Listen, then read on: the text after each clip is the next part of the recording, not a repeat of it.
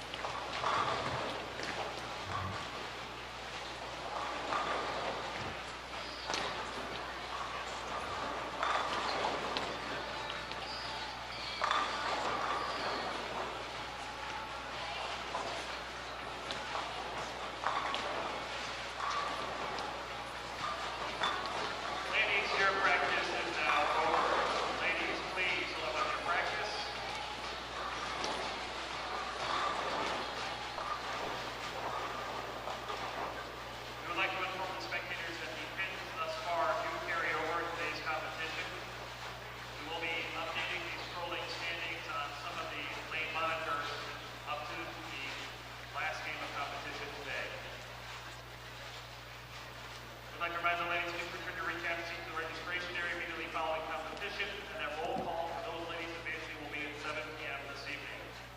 Ladies, when your arrows appear, you may begin your tournament competition. Ladies and gentlemen, have a nice round of applause for those ladies cashing in this year's U.S. Women's Open.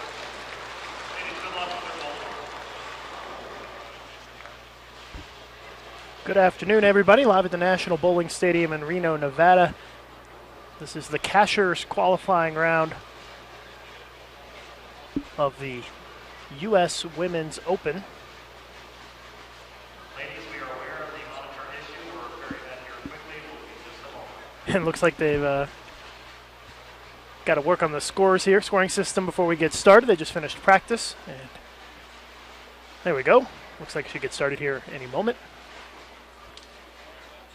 They've already bowled, everybody's bowled 18 games of qualifying, and we made a cut last night to the top 50 in the regular division and 15 in the senior division. They will bowl 6 more games on this block to determine the match play finalists. It'll be the top 16 in the regular division and the top 8 in the senior division for match play. Featured pairs for this game on 41 and 42, Clara Guerrero, Michelle Sterner, Shauna Shannon, and Teresa Ross. And over on 39 and 40, Shannon Sellens, Joey Biondo, Jacqueline Malone, and Pam Pancoast. Now the senior bowlers are mixed in with the regular division once again. That will end after this squad. The seniors will be separated out for their match play portion.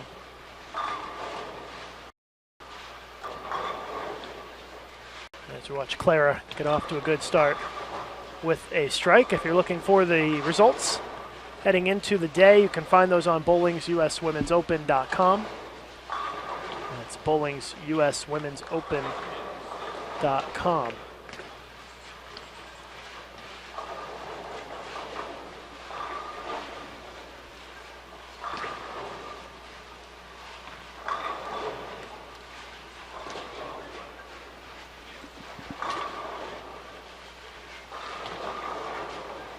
Coming into the day, it was Kelly Kulik in the lead.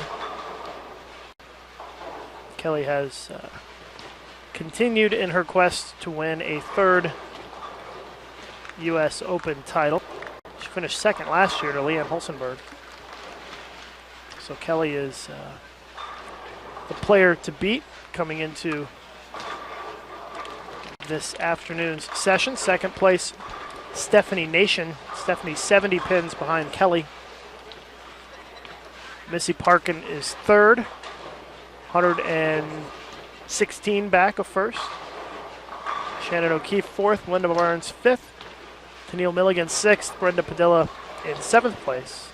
8th place is Kayla Bandy, 9th place is Joey Biondo, and 10th is Michelle Sterner. Good crop of folks at the top of the standings. And again, the top 16 after this 6-game block will advance.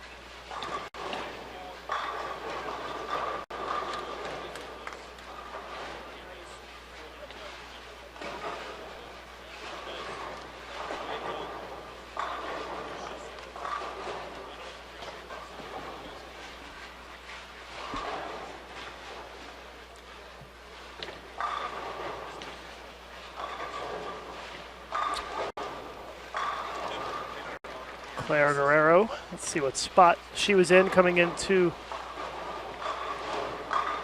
the day. She's in 25th after 18 games, so Clara with some work to do to make top 16 here in this round. 16th place is Adrian Miller at plus 399. And there are a lot of people within striking distance of that. Just to give you an example, within 100 pins of Adrian Miller is, looks like 33rd place. So she will have a lot of people breathing down her neck for that last spot in the match play.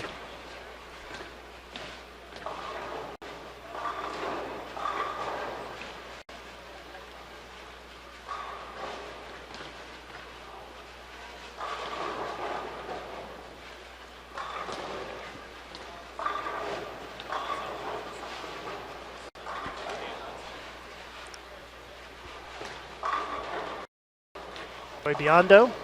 She has bowled well here. Carpentersville, Illinois, currently 9th place at plus 473. So 74 pins above the cut number.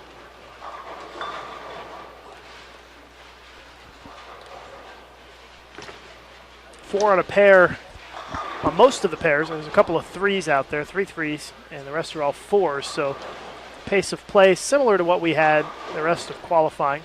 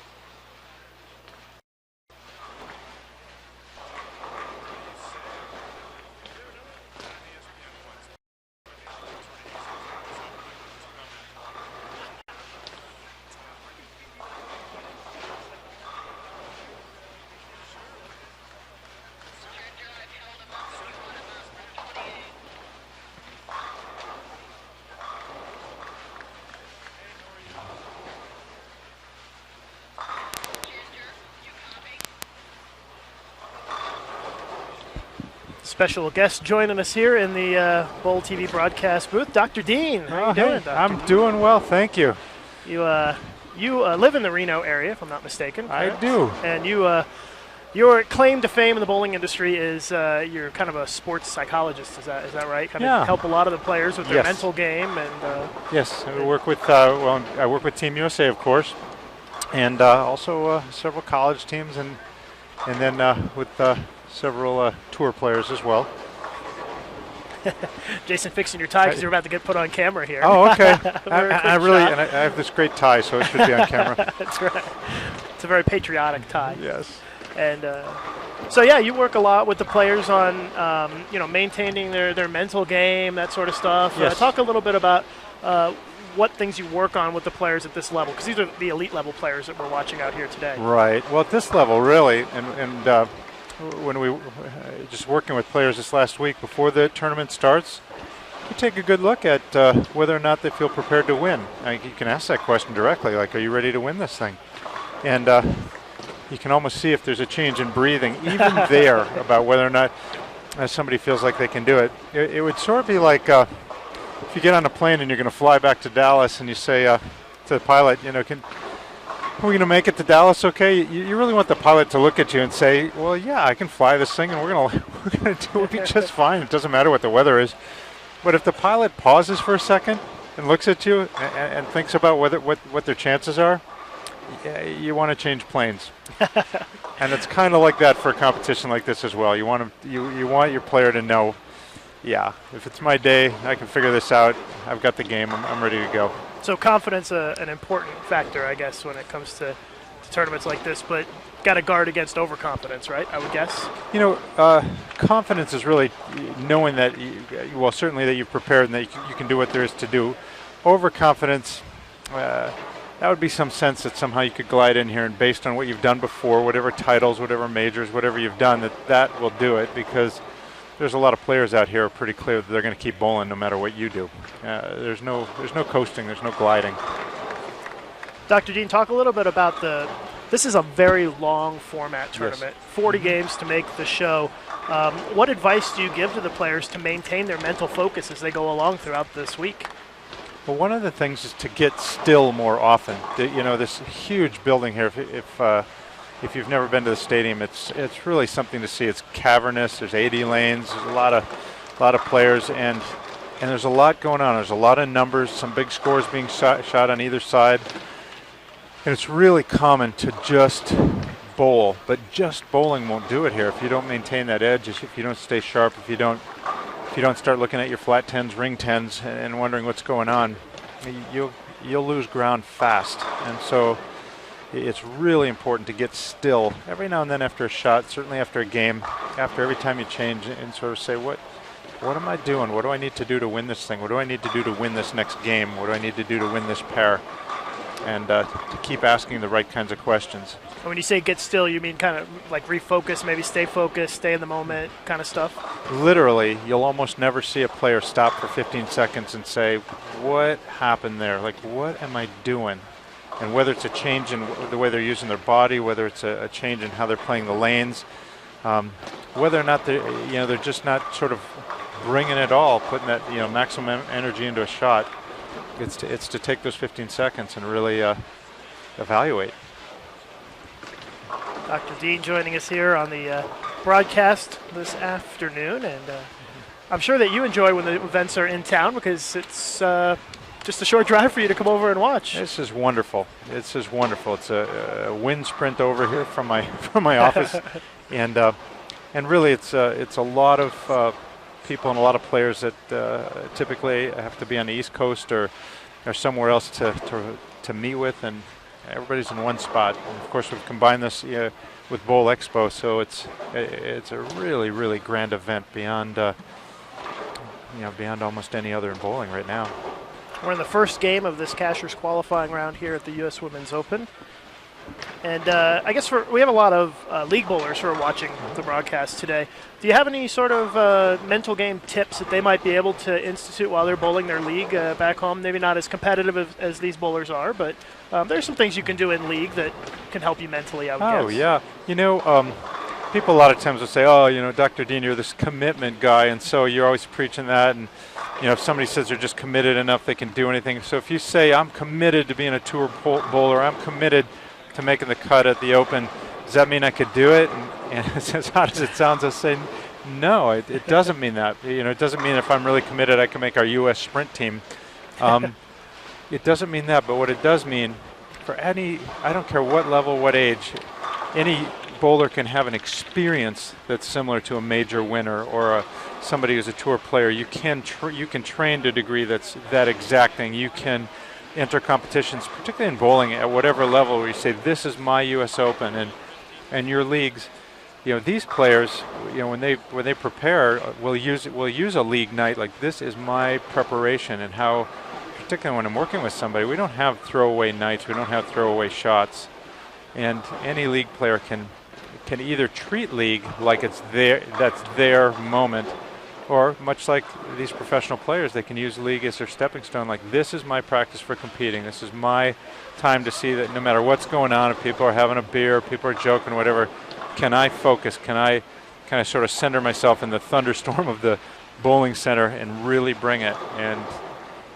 there are possibilities for excellence in league no matter what scores you're shooting that rival and mirror sort of much of what's happening at the stadium right now. Dr. Jean is joining us, and a lot of these bowlers have great physical games. They throw the ball great. They spend a lot of time working on their physical game. Yep. How is working on the mental game just as important? What sort of, like, is it 80% mental, 20% physical? I mean, is there any kind of breakdown that you put on things? It's funny. People ask that all the time, and at the high levels, they'll say, "Oh, the game's 90% mental with these guys," because every one of them. Those are great. Yes, yeah. And certainly if you see, there's some very familiar names out here. They'll flag a single pin every now and then. Sure. Much like you and me, and well, you probably don't miss them, but I have occasionally. I don't shoot them because I do nothing but strike. Okay, well, good. It's good. This one time I didn't shoot 900. I don't know if that's ever happened to you. Really, I didn't care for the experience, but it can happen. And you go, okay, at this level, how mental is that? You'll see a 5-pin whiffed out here. Every one of these women, certainly it's within their skill set to shoot a 5-pin, or really any single pin spare.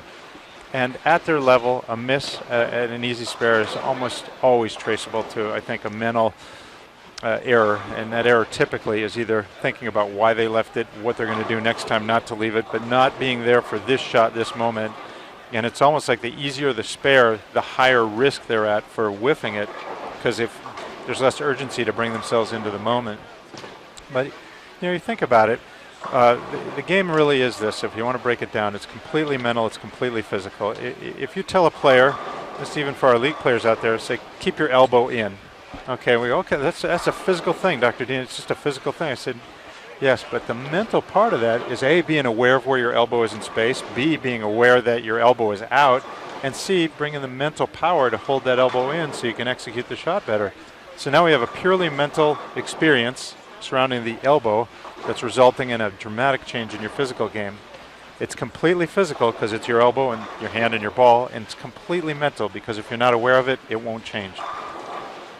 It's a good analysis, I think, of Thank you. the situation because, like you said, on a physical level, a lot of these players, it's very hard to differentiate because they're all so good and they Yes. spend a lot of time. But you can really tell the ones who have the great mental games. And of the players that you work with, who's somebody that you think has one of the stronger mental games out there? Well, two things about this. One is I can only comment publicly on the players who've publicly acknowledged I work with them. Okay.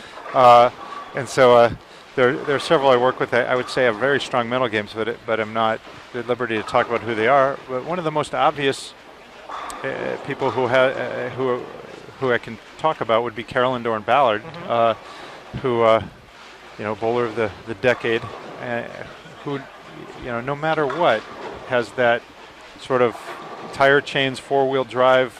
I keep coming, I keep coming, I keep coming. She's not somebody you'd want to meet in any kind of fight, much less match play. And her game's not always perfect. And yet, what I think the strength of her, two things about her. One is she's willing to tell the truth of what happened. She's not one who makes excuses for, there's something wrong with the mid lane. There's, her story will be there's something wrong with the way I'm meeting, I'm matching up with the mid lane or seeing it or working with it. And the capacity to take responsibility for everything that happens is at the root of the ability to change, adjust, and move off of it. And I think anybody who knows her would say that's somebody who takes responsibility for what's going on with her game, makes an adjustment, and then doesn't spend a lot of time sort of in her tears. She may have, like all of us, she may feel like it, but certainly would wipe those off and go forward if she did. It's, I think mental toughness, undoubtedly, if we were to look at mental game variables associated with success, this is a long grind. And as you said, there's a lot of games, a lot of frames, a lot of lanes, a lot of players, and we're going to see the mentally toughest players, rise to the surface, and we do see it on our leaderboard here. We look up and who's leading, and there's some very, very familiar names. You've got Kelly Kulik up there once again. You've got Stephanie Nation up there once again. You Missy Park and Shannon O'Keefe, Linda Barnes, Tennille Milligan, Brenda Padilla. And these names, I could go down the list. I'm looking at the leaderboard to say, how is Leanne Hulsenberg up there again? There's some fabulous, fabulous players coming out of college. You see them year in, year out. This year, again, some college seniors coming out that were amazing. And yet these same names for the past decade are emerging at the top of our list. And we say, so what's going on here? Are they really that much better physically? Well, unquestionably, they have great physical games. But there's lots of people with great physical games. These are players who, I said, they might big four and it doesn't stop their game. They're going to big four and still shoot 210, 220, 240, and it's not going to take them off the horse, so to speak. Or if they have a bad pair and shoot 170, which for them in a tournament like this is not so good. They just keep coming. And as I say, there's some fabulous, fabulous players who didn't make the cut, who I think still have to learn some things about bowling, about mental toughness, about focus, about dealing with, what feels like you're bowling on a strip in the middle of a freeway with cars are going both ways, and you've got to sort of make your shot while stuff's happening all around you. And as I say, there's the distinctions between some of the players who did make the cut and some who didn't are not necessarily physical at all. Sometimes it is, but as I say, some somewhat fabulous physical games, not yet used to dealing in an environment like this. Someone commenting in the chat, Jubal says that's Dr. Dean Hinnitz. I love his book. It helped me tons. You've written some bowling books that help some people. Well, I have one book, Focus for Bowling. Yeah. I want to thank that listener for calling in. I really, you are who I write for. So seriously, it matters a lot to me to get your feedback, and I appreciate that more than you would guess. And I have that book out. I do write monthly in bowling this month, and I always do some featured mental game article, and getting going on another book actually, but it's gonna be still a while before that's out. So actually collaborating with Stephanie Nation on putting together a collection of some of the top articles that we've gotten feedback over the years, and doing some accent on those articles. Nice. Dr. Dean Hinnitz is our guest, and I know when a tournament like this is in town, and I know you can't talk about specific players, but do you ever get any house calls during a tournament like this? Hey, Dr. Dean, I need some help. I do indeed. Yeah. There's been a lot of house calls this week, particularly with Bowl Expo combined with the U.S. Open. So there's a lot of people coming into town that normally I can't see unless I'm in their village. And actually, I have every now and then there'll be somebody that I haven't seen or met with for a long time, and we've worked over the phone. Maybe they've been bowling overseas mostly, or they're, like I say, bowling in another part of the country, and so it's an opportunity to get together and do some live work, which is by far and away my favorite, is to be with somebody, whether we're talking or whether we get out on the lanes and say, let's go, let's see, let's get on it. Well, bowling is not all you do, right? You have an office here, and talk about what kind of things do you do outside of bowling? Because bowling is not your main line of work. No, I do. I'm with bowling a lot. I also have expanded to work with some other sports quite a bit. It's what works in bowling works about everywhere, unless somebody's actually coming to tackle you. But certainly. There's components of sports psychology that have translated really well to other sports as well. I do other kinds of performance psychology, so whether it's business performance, and I work with companies on how employees are sort of performing, or team building, which we do in bowling and also in business, and I've got this whole other sort of arm of my practice where I do basic clinical psychology stuff, where people are dealing with life stuff and have to figure it out. And that's where I came from just right before here. As I say, my office is about a mile down the street, so I do a little of all of it. Someone asking in the chat for more information about the book that you wrote. Can you give them the title again? And I think you can probably still purchase it on Amazon and other places. It's called Focused for Bowling, and it's published by Human Kinetics Publishing Company, and it's on Amazon Books, and Bowler's Paradise carries it in terms of their. If you get online, they carry the book, and it's pretty easily accessible over the internet. There you go. Check it out. Help you with your mental game. Oh yeah. I think I've read that book. When did it come out? I don't even know the publishing date, but I've had that out probably for, I'd say 8-9 years now. It's been a few years. I remember reading it probably 5-6 years ago at least. So it's time for the next one, I think. It's time for another one. Yeah, there's more. I want to do something that has even more advanced concepts, and for people who really want to take it on. Because if I've learned anything, it's what works in bowling, like what works, principles of attention, concentration, risk, vulnerability, recovery, forgiveness, all of it are things that work anywhere in life, whether it's business, school, relationships. What works in bowling works everywhere. What doesn't work in bowling doesn't work everywhere. And if it ever doesn't look absolutely applicable in both places, then something's wrong. I've found the truth to be the truth in and out of the sport. Someone wants to know in the chat if it's an easy read, and I'd say it's pretty easy. I think it's an easy read. There's some photos that I like in there, although, as I say, they were taken from tour from a while ago. Yeah. But the book is also intended to be the kind of thing you could pick up, flip to the chapter on spare shooting, flip to the chapter on burnout, flip to the chapter on focus and concentration. You don't have to read it left to right. It's pick it up and go. And I would say, a long time ago, my publisher at Bowling This Month, I used to write, and I did all the kind of a technical academic style of writing, and he said, look, come on, if somebody doesn't want to sit down and have a cup of coffee or a beer with you and talk about your work, then you're not writing right. And so I've appreciated the freedom to write in a style that was more conversational like that. And I think it's gotten even more so over time. Watching the U.S. Women's Open, the closing stages here of this first game of the Cashers qualifying round. I'm Lucas Wiseman along with Dr. Dean Hinnett, who's joining us this game. And like you mentioned earlier, you've worked with Team USA and Junior Team USA a little bit. And yeah. I think you can talk a little bit about some of the concepts in general that you work with them. A lot of the same stuff, I would guess, sure. Just more team building, that sort of stuff, right? Yes, and like any team, if I work with a college team, or in this case Team USA, it's amazing how much the team chemistry or synergy impacts performance. And any of our listeners who are attending, it'd be like if you're bowling doubles with somebody and you're thinking, I got to prove to this person I can play. They pick me up as a doubles partner. I'm really happy about that, but I got to prove I can play. Well, if you're proving that you're something and you're bowling with somebody, you're not really free to play. You're busy focused on them, or if you mess up and miss a spare, which could happen. I missed one once, and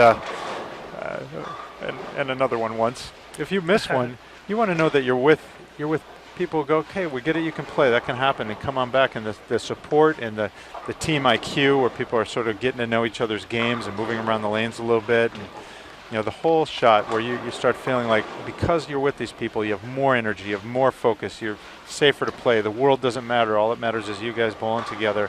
And once you have that going, we see it again in the top college programs. The top programs, again, they may have great bowlers, but other programs have great bowlers too. It really does come down to who can play team the best at the right time. And with Team USA, we do. We're taking youth or adults from all over the country and just saying, okay, we've got a little bit of time right now. Our youth team is in Thailand. Yep. And these kids have had to sort of figure out, we're on the same team now, and we take care of each other. And no matter what language someone's speaking, no matter whether someone's cheering for somebody else, it's just us. We have this sort of moat around us, and we'll take care of each other and don't sweat the miss and come back. And because of that, they can learn to perform, like I said, at even a higher level than they would be if they were at home in their own home house bowling league. Dr. Dean is joining us this game. Recap some of the scores for you. Shannon Sellens, 194. Joey Biondo, 191. Jacqueline Malone, 223. Pam Pancoast, 183. And on the pair that we're watching now, they're still finishing up. Shauna Shannon, 180. Clara, the beautiful Clara Guerrero, can strike here on the fill for 222. As they are wrapping up the final frame.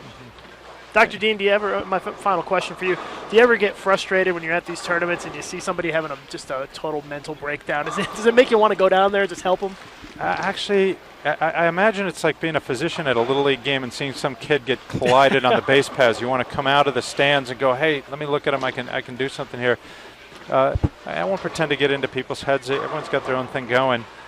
But yeah, every now and then I'll see somebody and I'll go, this person is flat lost themselves. Yeah. And it's not hard to see for a lot of people, but just knowing that, again, if sometimes they think step back, get still, remember who they are, what they can do, and how you have to know where you are here. And particularly at the stadium, 80 lanes, dramatically different from the low end to the high end of the house. It's really clear. Ball reaction is different. And, people have to sort of understand the context of where am I, how does this go, and there's a lot of games and what could happen here.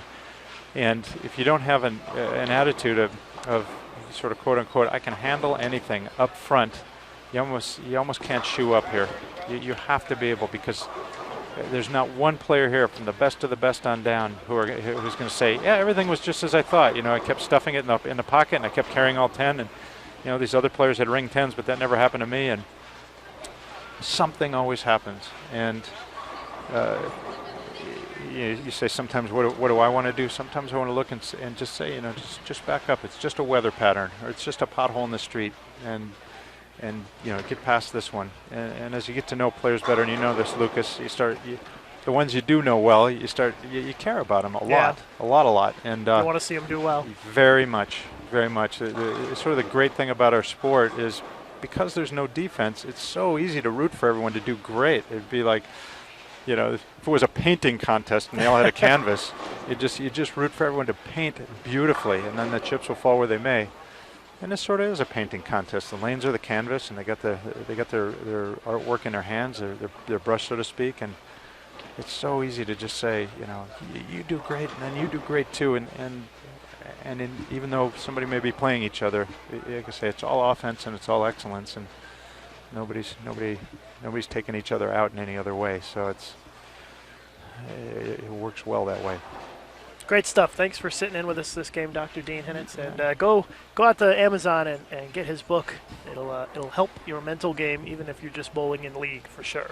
So thanks again, Dr. Dean, for sitting in. So you didn't think we'd have much to talk about, but there's always a lot to talk about. It turns out there's a lot to talk about. It's my pleasure. I really, really appreciate this opportunity to be with you. And we've had some just wonderful comments come in from some players that we've known and had a chance to work with over the years. And thank you for those of you who are writing in and typing in. And you take care. Thank you, Lucas. Yeah, thank you, Dr. Dean Hinnitz. We'll be back in just a couple of minutes here with the start of the next game.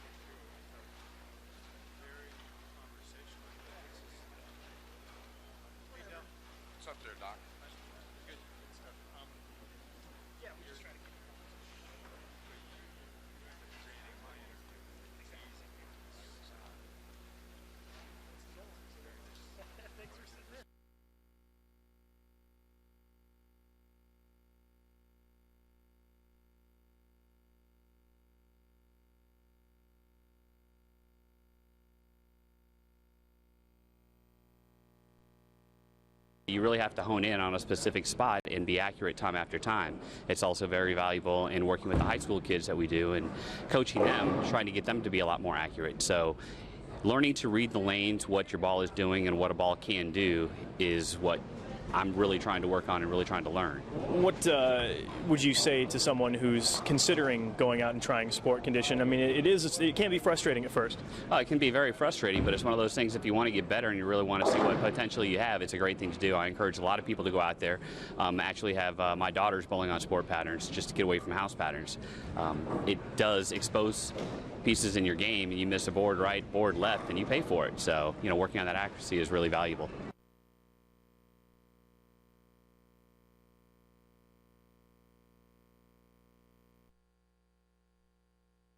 The United States Bowling Congress is shaping the future of bowling, helping kids learn the sport the right way and awarding thousands of scholarships every year.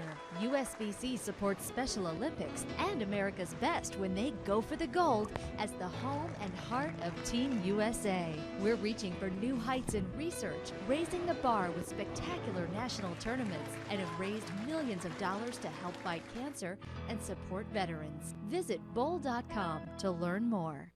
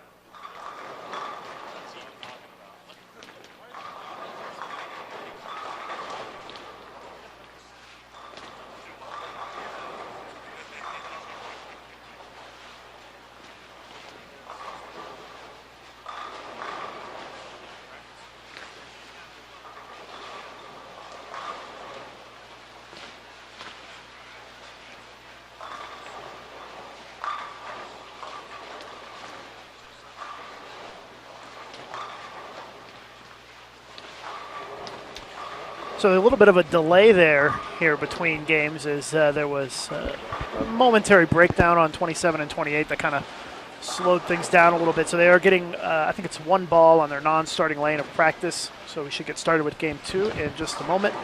But you're watching live coverage of the U.S. Women's Open here on Bowl TV. I'm Lucas Wiseman, and we got another guest in for Game 2, Josh Blanchard, sitting in. Good afternoon, Josh. Good afternoon. Thanks for having me. Yeah, no problem. And you're out here, I assume, for Bowl Expo and all the stuff that's going on and Bowl staying Expo, busy. Yep, Bowl Expo, and my wife's actually bowling the Women's Open next weekend. So. Oh, really? The USBC Women's yeah, Championships? Yeah. Cool.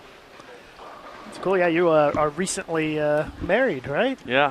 How's that last going? August. It's going good when I'm home. Yeah. She's complaining a little bit because I've been gone a little too much lately, but the life of a bowler. That's right. Yeah, you got to travel a lot to bowl, and you've been bowling a lot at the elite level these days. You've been on the tour and made a show that I think a lot of people remember. I think unfortunately for the people wrong on YouTube. I've seen that one too. Yeah. Unfortunately for the wrong reasons, they remember it. Unfortunately. But the good news is that I think that you didn't let it get in your head and just No. It made me work kept going, harder. right? Yeah. Yeah, it made me Exactly. bounce back and makes people think of a good thought in their head instead of the everlasting last thought of that. So on the featured pairs for this game, Jennifer Higgins, Leanne Holsenberg, Solhan, Linda Kelly, Jamie Martin, Erin McCarthy, Jessica Baker, and Tracy Kincaid are going to be shoeing up for Game 2, as they're going to have to sweep all the pin decks and get going with get the arrows up. I think that maybe Jody Westner throwing one more practice ball down there. So Josh, when did you get into town? Did you just get in? I got in this morning. Oh, okay. So this is the first you watched one game of the competition so far. I watched the half of last game, yeah, and now I'm watching this game and hopefully a couple more. Are you watching anybody in particular here? A little bit. I'm watching Brianna Caldwell, a little bit from Arizona, where I live, and a friend of mine, a long time, junior Team USA, and growing up through the ranks. And I help her a little bit when she struggles. So watching her, trying to get her to score a little higher, because since the score's a little high, she has to catch up to try to make the top 16. Yeah, it's a big jump from the top 50 to the top 16 in just 6 games. Mm-hmm. We watch Jessica Baker here, who has the only 300 this week. Has I think 4,500 views on YouTube, not quite 3 million, but that's pretty good for just like a day. So that's 2 good. days. That's really good. But Jess went to Wichita State, which is where you went. Yeah, two-time alma mater. champ there, right? Yes. Yeah, Jessica bowled with me when I was there. She was definitely a standout at that school and in college bowling. She just finished 3rd place in the regional in Wichita 2 weeks ago. She beat Sean Rash in the round. Oh, really? She Wow. beat Sean Rash in the round of 8, knocked him out. So. Who ended up winning that regional in Wichita? Nathan Bohr. Nathan He Bohr, beat how about that? Joe Steiner, another Okay, collegiate yeah. standout. That just made the collegiate finals on TV. He did, yeah. Josh Blanchard is sitting in with us. You just kind of completed your first season on tour, I guess, right? Yes. It's kind of you bowled pretty much everything. I bowled every stop. How did it go for you? What was that experience like, and what did you take away from it? It went very good. Surprisingly, I went in with an open mind and just kind of see if I could compete out there, and it went a lot better than I thought it was going to. My game matched up to quite a few of the patterns that we bowled on this year, which was nice, and I made the top 24 at the U.S. Open, making a run at the show, just missing it there. So it was a good learning year, though. I learned quite a bit from match play. The qualifying's always bowled well, but the match plays were tough. The lanes played different, the guys played them different, and so it was definitely a learning curve for me. And were you pleased with the season that you had, the success level, or were you hoping for more? Do you kind of want to build towards next season now? What were your goals, and what are your goals for the coming season? I was very pleased with the year. I mean, technically I made one televised show, but I made a Final Four also on Extra Frame in California. So it's almost 2 shows this year, which is more than you can ask out of a rookie. Nowadays, the rookies are coming in pretty seasoned through Team USA and through Junior Team USA and international competition. So I was pleased with it, but now I'm just working hard to get that first victory and to get my first major and move on. Well, we hope that hope that it comes quickly for you. I hope so. What are your early impressions? I know you just got here of the lane conditions, the scoring pace so far here. It looks like the scores are pretty decent early on. They were first game. It seems like that little break it put a damper on a couple people. We see quite a few splits here in the first and second frame. But it looks like the girls can kind of keep it around 10, 11, 12 with the arrows and get the ball to tumble a little earlier through the pocket. The scores are actually pretty good if you can get that. If you can do that, the girls who open up the angles a little too much are having a little difficult leaving 2 10s and flat 10s.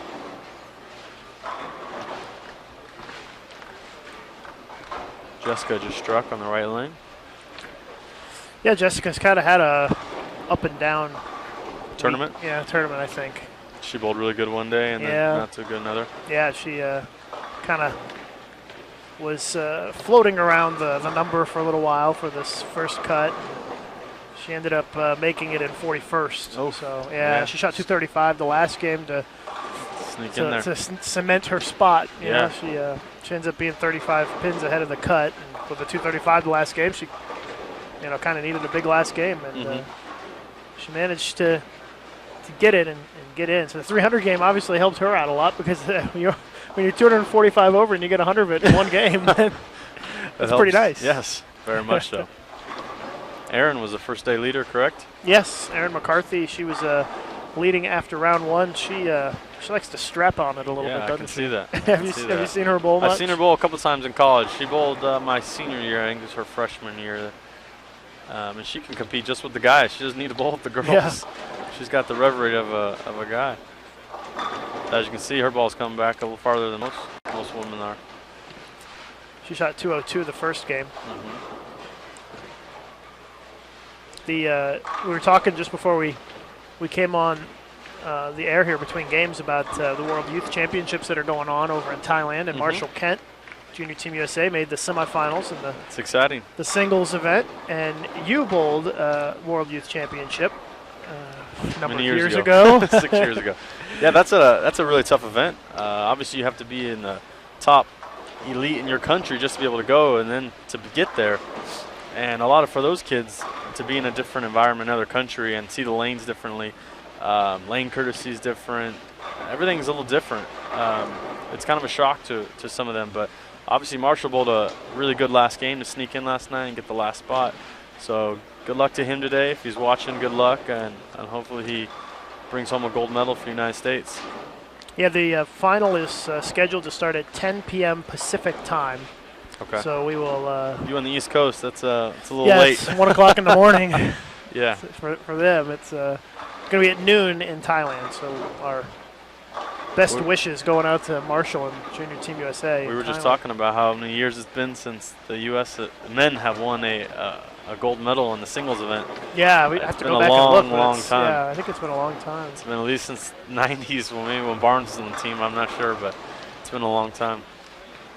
That's good, though. That's good.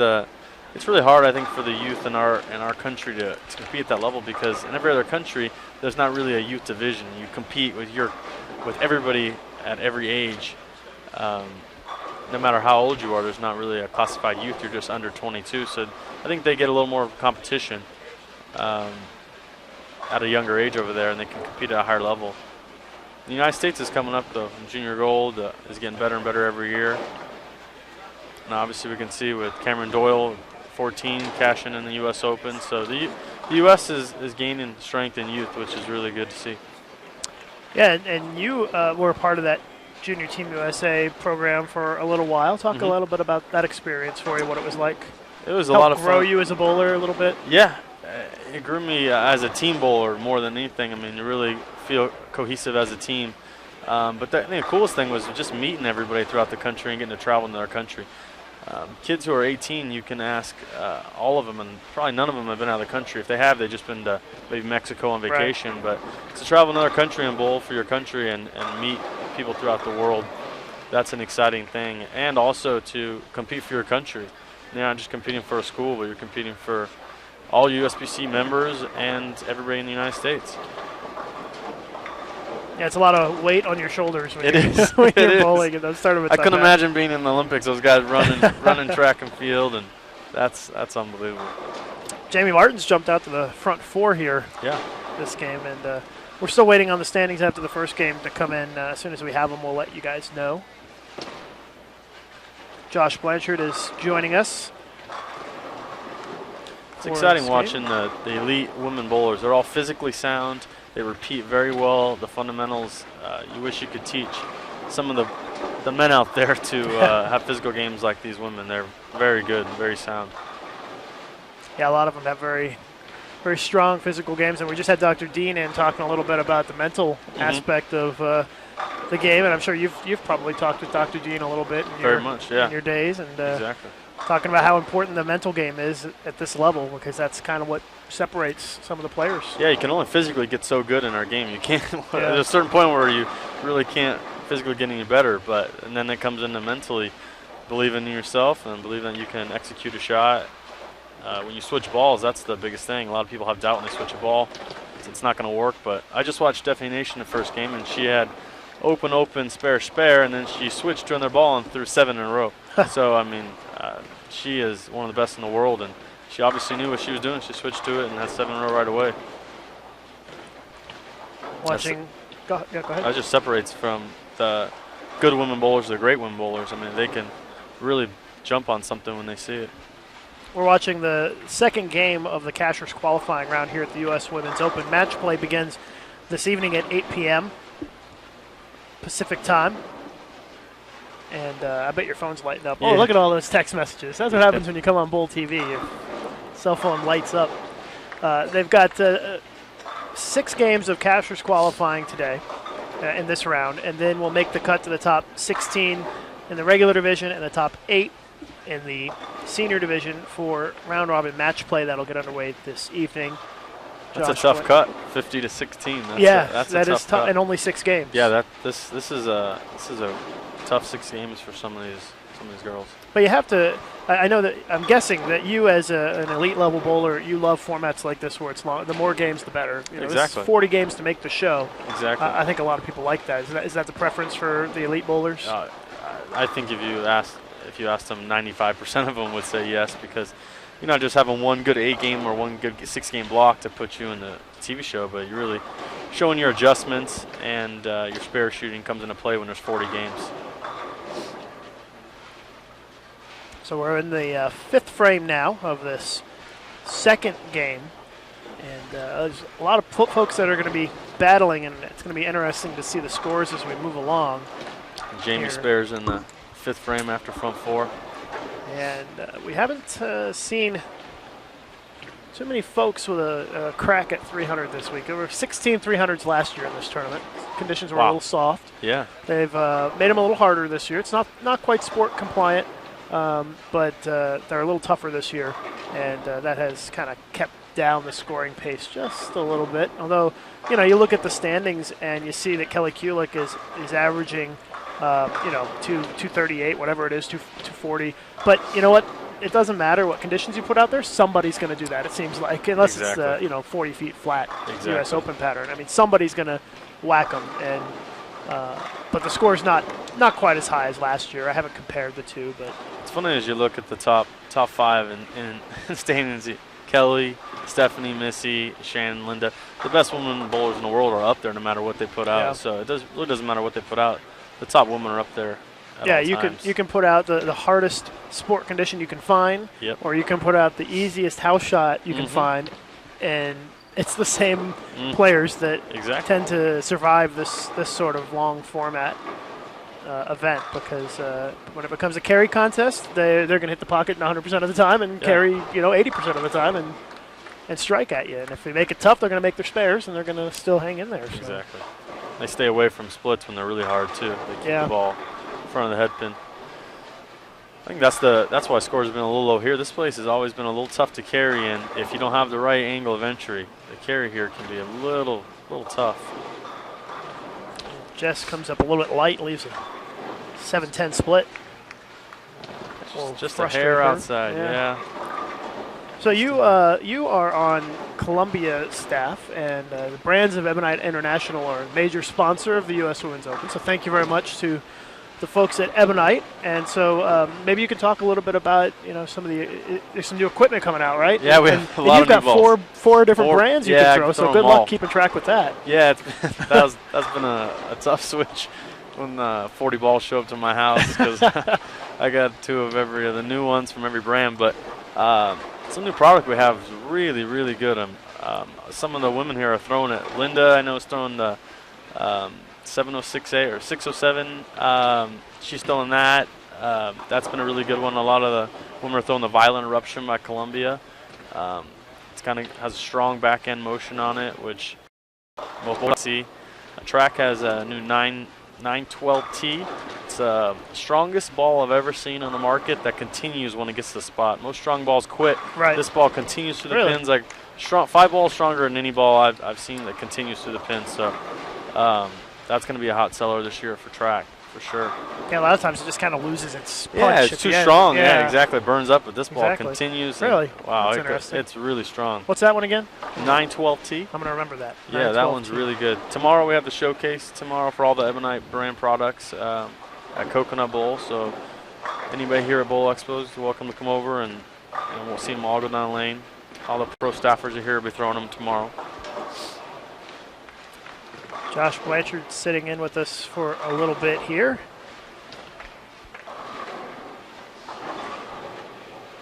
Have I thrown a 300A yet? Yes, I have. That's actually pretty good. It goes pretty long down the lane and it's pretty sharp on the back. It depends if you have a 15 or 16 pound ball. Unfortunately, the numbers change a little bit from 15 to 16 pounds, and it hooks a little more on the back end at 15 than it does 16. So that's the biggest difference I've seen in the 300A. Ebonite has the Innovate. It's a new ball that just came out, and it's pretty strong on the back. It's a stronger ball though overall. It's going to be a strong motion in general. So anybody looking for a medium to strong ball with a continuous back end, it's a Pearl. Innovate's a really good one too. Now the seniors, I don't know if you've kind of figured this out by watching, the seniors are mixed in with the regular division here. Yeah. And as I look across the house, I always look for somebody who started with a string of strikes, and it's a senior. No surprise, Dana Miller-Mackey with the front 6 this game. She's been good for so long. Yes, she so has. long. I bowl her tournament. She hosts her in New Mexico every year for 5 years now, and they do a great job. She is one of the best physically sound bowlers I've seen in the last 20, 30 years. She's so good, and she's always so happy. She's never in a bad mood. Never. She has the front 6 right now. Yeah, she's Stepping up in the 7th. going to be up here in just a second. Where's she at? She was wearing the most sparkly shirt I've ever seen yesterday when she was bowling. It almost looked like one of the casino signs. It was kind of sparkling in the stadium here. For a senior bowler, she bedazzles her shirts. They're always they're always got a little bit of glitter and something on them. Yeah, she's wearing a teal shirt today. Yeah. Kind of standing out a little bit. She's about to step up. I think Jason's trying to find her. There she is. Yeah. Southpaw. Yep. She could easily compete in the regular division if she wanted to. Oh, very much so. But unfortunately for the seniors, looks like another strike. Looks like an or a 7 pin. Strike. Yep. Yeah. Front 7. How about that? Wish it was a little closer, but Yeah. you know. Couple pairs away. It's a good thing about the National Bowling Stadium. These scoreboards are great because you can see them from. I mean, I can sit here and I can read almost every scoreboard across the house, Exactly. which is fantastic. Some bowling centers you can sit right behind the pair and you still can't see. You still can't see the score. That's true. That is true. I had that problem recently. It's very, it makes live streaming very difficult when you can't read the scores. Yeah. This 41 and 42 seems to be a little tougher pair. Scores. You know, I've noticed that a little bit too. It's kind of gone up and down. And sometimes it opens up real easy depending on who's started on it, and other times it's been really, really challenging. I talked with Rocio Restrepo before we started, and she said that during qualifying this pair was tricky for her too. Yeah, she shot 150 here. Yeah. She said she had 3 sub 200 games on this pair, and so now that I'm watching it right in front of me, I can see. It seems like there's a little wiggle to the right, where on other pairs there's not so much wiggle. Or I shouldn't say to the right, to the outside for left-handers.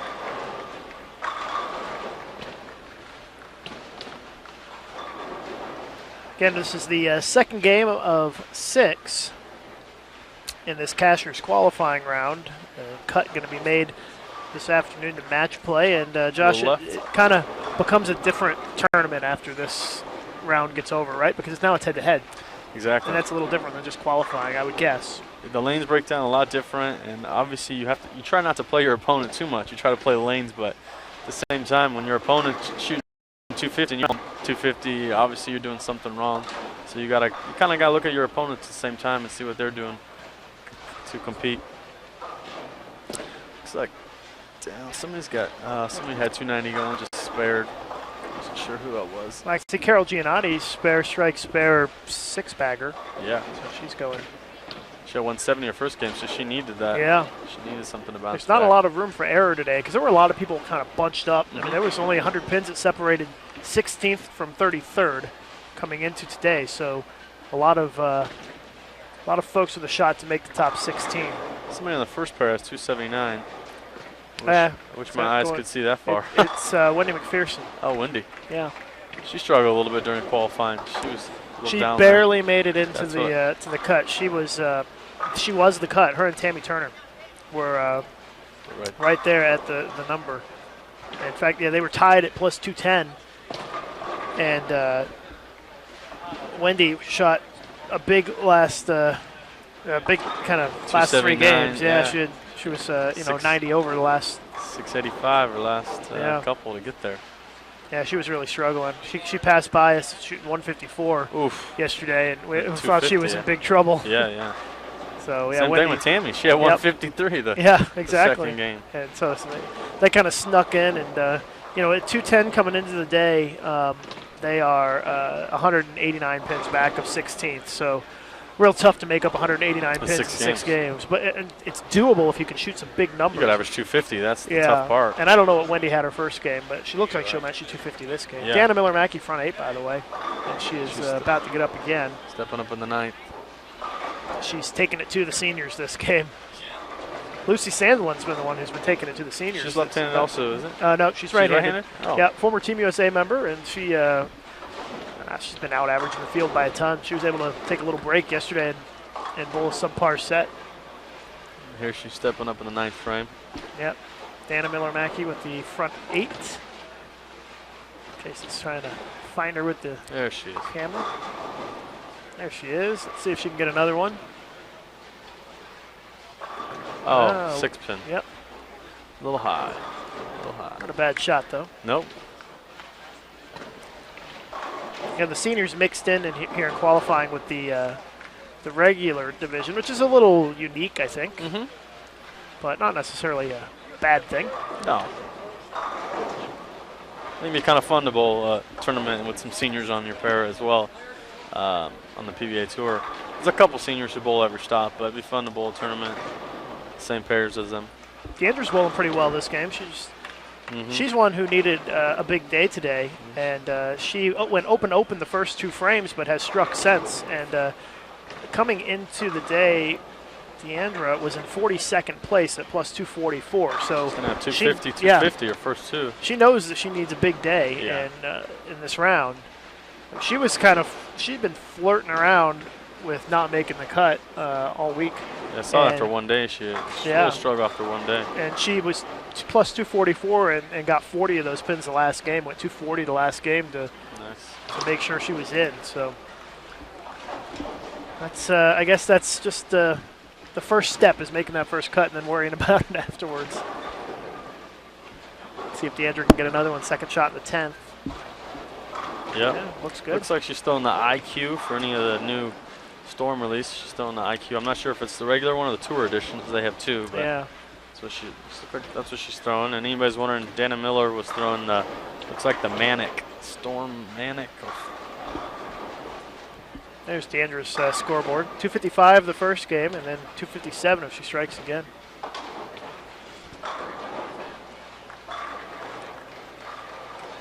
So a good start for Deandra. Anytime you can go 100 over for the first 2, that's especially when you're that far down. Yeah, so that might move her up quite a bit. We'll have to wait and see when we get fresh standings in here in a little bit. Jen Higgins having a rough game. Yeah, had a foul on a 3-bagger. 240 the first game, and now she's going to back it up with 160, it looks like. She was in 23rd place coming into today, so yeah, she's going to go the wrong direction here a little bit this game, looks like. Erin McCarthy was still up there, though, for qualifying. Yep, I think she was in the top 15. Yeah, she was 13th place. 2:0, maybe 2:20 this game. Jamie having 2:40. She was in 22nd coming into the day. She needs this. Oh, Erin just missed it. We didn't see it. 10 pin. She missed that 10 pin in the 9th frame. It's a good way to take a 230 game and pop it down to 2-0 real quick. So it looked like on that first pair, Wendy actually opened the 10th frame for 233. Wendy's really struggled this week. Every time I've seen her, she's looked confused and lost and not able to figure things out, frustrated. And so I think it's been a real frustrating week for her.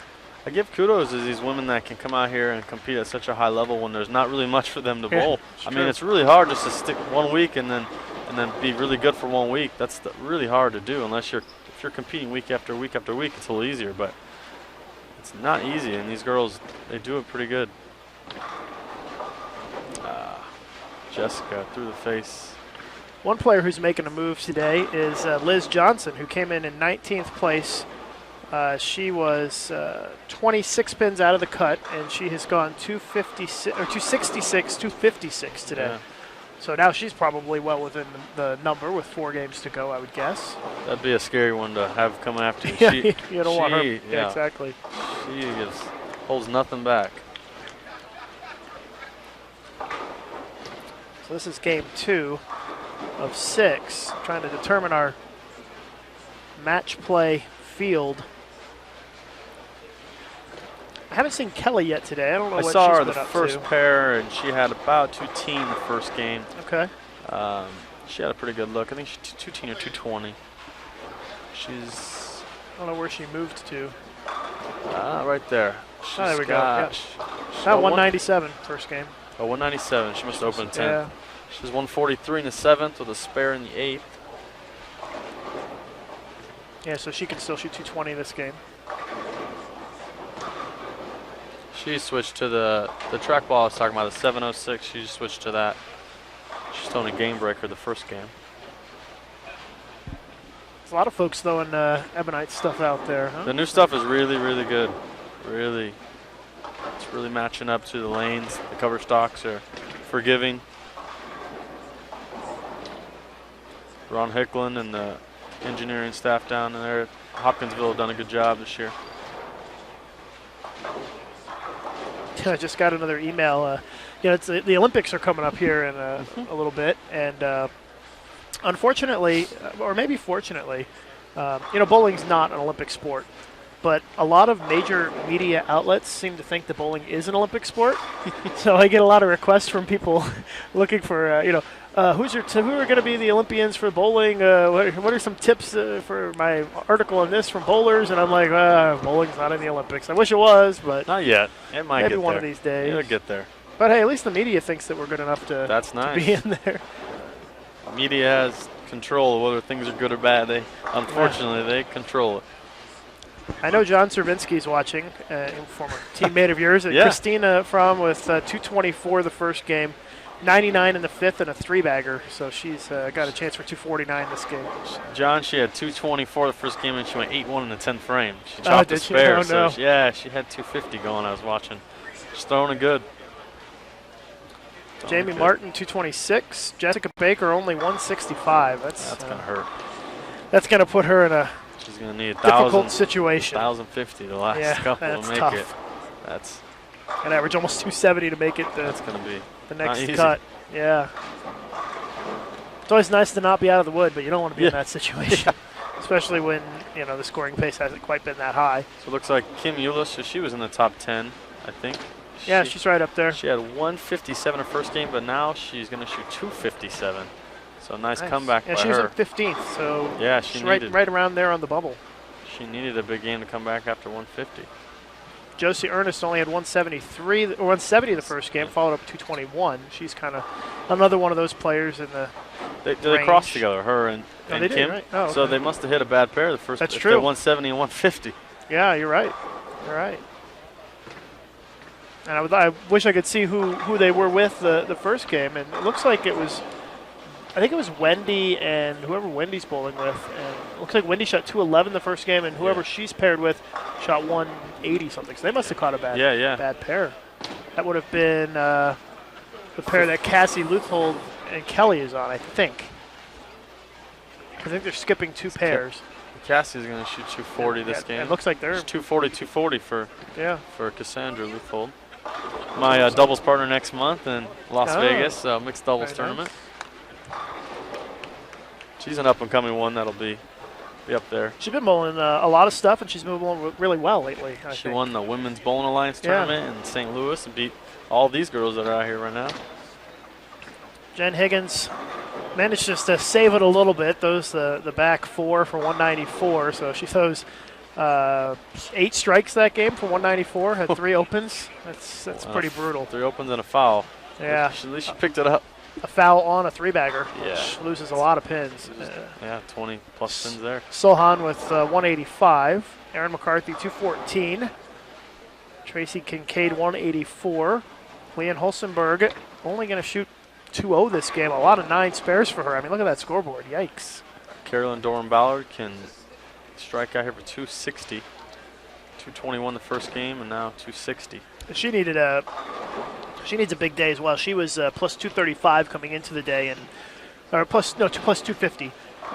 So she needs a big day to move she was up. 140 out of the cut. So she's helping her cause a little bit. But it seems like there's a lot of big scores. So you may be shooting 100 over, but you may not be gaining a lot of ground. Unfortunately. And unfortunately, the big scores are coming for people that are already in the cut, which doesn't help. No, definitely not. Hard to catch up. So this game coming to a close here. Leanne shooting a 10-pin in what has undoubtedly been a frustrating game for her. She's got 3 strikes, and the rest of this game, all 9 spares. Wow. On a pair where nobody really shot anything that game. She's going to be the only 200. Yeah. She's got to get 6, which I think she's going to get 9 at this rate. We'll have to keep an eye on that pair. Maybe it's maybe it's a tough one. Clara shot 220 on that pair. No, Clara was a pair over. It was Sellens 194 and Biondo 191 on that pair before. And that's the thing about the National Bowling Stadium is that there are tricky pairs in this place, and that's what's nice to have a long format is that a tricky pair doesn't cost you in a long format, because everybody's going to probably hit it. Yeah, exactly. Which is nice. There's Holstenberg's Phil. Strike. Comes at the wrong time though. You don't want to strike on the Phil. You want to come earlier. Yeah. Yeah, she looks a little switch frustrated. balls. She was switched to a looks like a Modern Marvel on her. Phil struck. Yep, Modern Marvel with a little polish on it. Looks like Rocio. She's saving this game. Yeah, they're going to be one of the last ones. Done 62 in the 5th for Rowe, and she's done 5 in a row. So. Yeah, saved 2 team. Yeah, so that's a big save for her. Yeah. Carolyn ended up at 247. Was it Rocio? She was kind of low, wasn't she? Let's call it up here. I don't know why I keep closing the standings. You would think I'd be smart enough to keep them open. Rowe is bowling good. She was in 11th. Oh, okay. So, yeah, she's been bowling good this week. Somebody asked how Kim was doing. They said, how's Kim doing? Kim had 246 that game, so she is plus 3 for 2 games. That's not going to help her cause very much. No. She probably has fallen out of the number with 4 games to go, I would guess. It's just plus 3 for 2. Rocio with another strike. 6 strikes for Rocio. Yeah. What a ball change. Yeah. Something happened there that got things turned around because she had 3 splits. Yeah. All in the looks like all on the right lane too. They were. You're right. All in the right lane. Yeah. We're all on that right lane, and fortunately for her, I guess she figured it out, and she didn't have to finish on that lane, which helped for her. Yeah. Char Hamill, senior Queens champion from a couple years ago. She's going to shoot 205 after shooting 202. I haven't seen Paula Vidal. Is she down there? Or? She's somewhere around here, I'm pretty sure. She was a Queens champion last year. Yeah, she won the Senior Queens last year. And the Senior Queen's going to be at the International Training and Research Center this year in October. Oh, really? Yeah. The whole event? The whole event's going to be there, yeah. Wow. It's going to make for some long qualifying days. Only Yeah. only 14 lanes, but Yeah. that are they can use for the tournament. They but, limiting the field to a certain number? I think there'll be enough space for everybody who wants to bowl. There's only 61 seniors bowling this week in the Senior U.S. Open, okay. so I think we'll be able to accommodate everybody. But they're doing some special things for the seniors coming out to Arlington. They're going to be able to go to the Hall of Fame for free, and going to provide some. USBC is going to provide some lunches and dinners for them to Nice. come out and bowl, and some seminars with some of the USBC staff, stuff like that, to try to That's nice. entice them to come and bowl the event. In addition to a pretty good prize fund, so Yeah, I think we'll see a if lot of nobody's folks come seen out. that, the International Training Center in Texas, that's a unbelievable setup they have down there. It's great tools to help your game, great coaches. So we're waiting for, looks like Michelle Sterner to throw the final shot of this game. And he It's done. shoots, 220. Any results after game one yet? I have not seen anything Nothing yet. Yep, we're waiting. Interesting. I got an email from our IT folks saying that they're working on it. Had a little snag in the system, so they're trying to get it sorted out. It happens. Yep. Sometimes those things happen, so hopefully we'll get some standings pretty Yeah. soon. The good news is it's not as important right now. It gets more No. important when we Game have 5 and 6 will make yeah, it a little. exactly. You know you have to shoot. Dave Lamont in the building. The our TV talent is here, which I'm sure that the Dave and Chris show will take place. There's Dave. We can expect the Dave Lamont, Chris Barnes show on the broadcast a little bit later, I'm sure. They like to practice for the big show by sitting in on our little show here. There you go. So you're welcome to sit around for another game if you Yeah, want. I'll sit around one more, yeah. Otherwise, So now it's the just third me game? talking to Jason. And by the way, Jason Overstreet's here today. He doesn't have any way to talk to us, but he flew in this morning. Oh. Jason waving to the camera. Maybe we're on the same flight. Yeah, he flew in from Dallas. Oh, no, yeah, I flew through Salt Lake. I had gotcha. Delta. So the featured pair is Josie Ernest, Kim Eulis, Tanya, Yeah, it's a good pair here. yeah, and Sherry Johnson. In front of us, we have Liz Johnson, Adrian Miller, Christina Fram, and Terry Ward.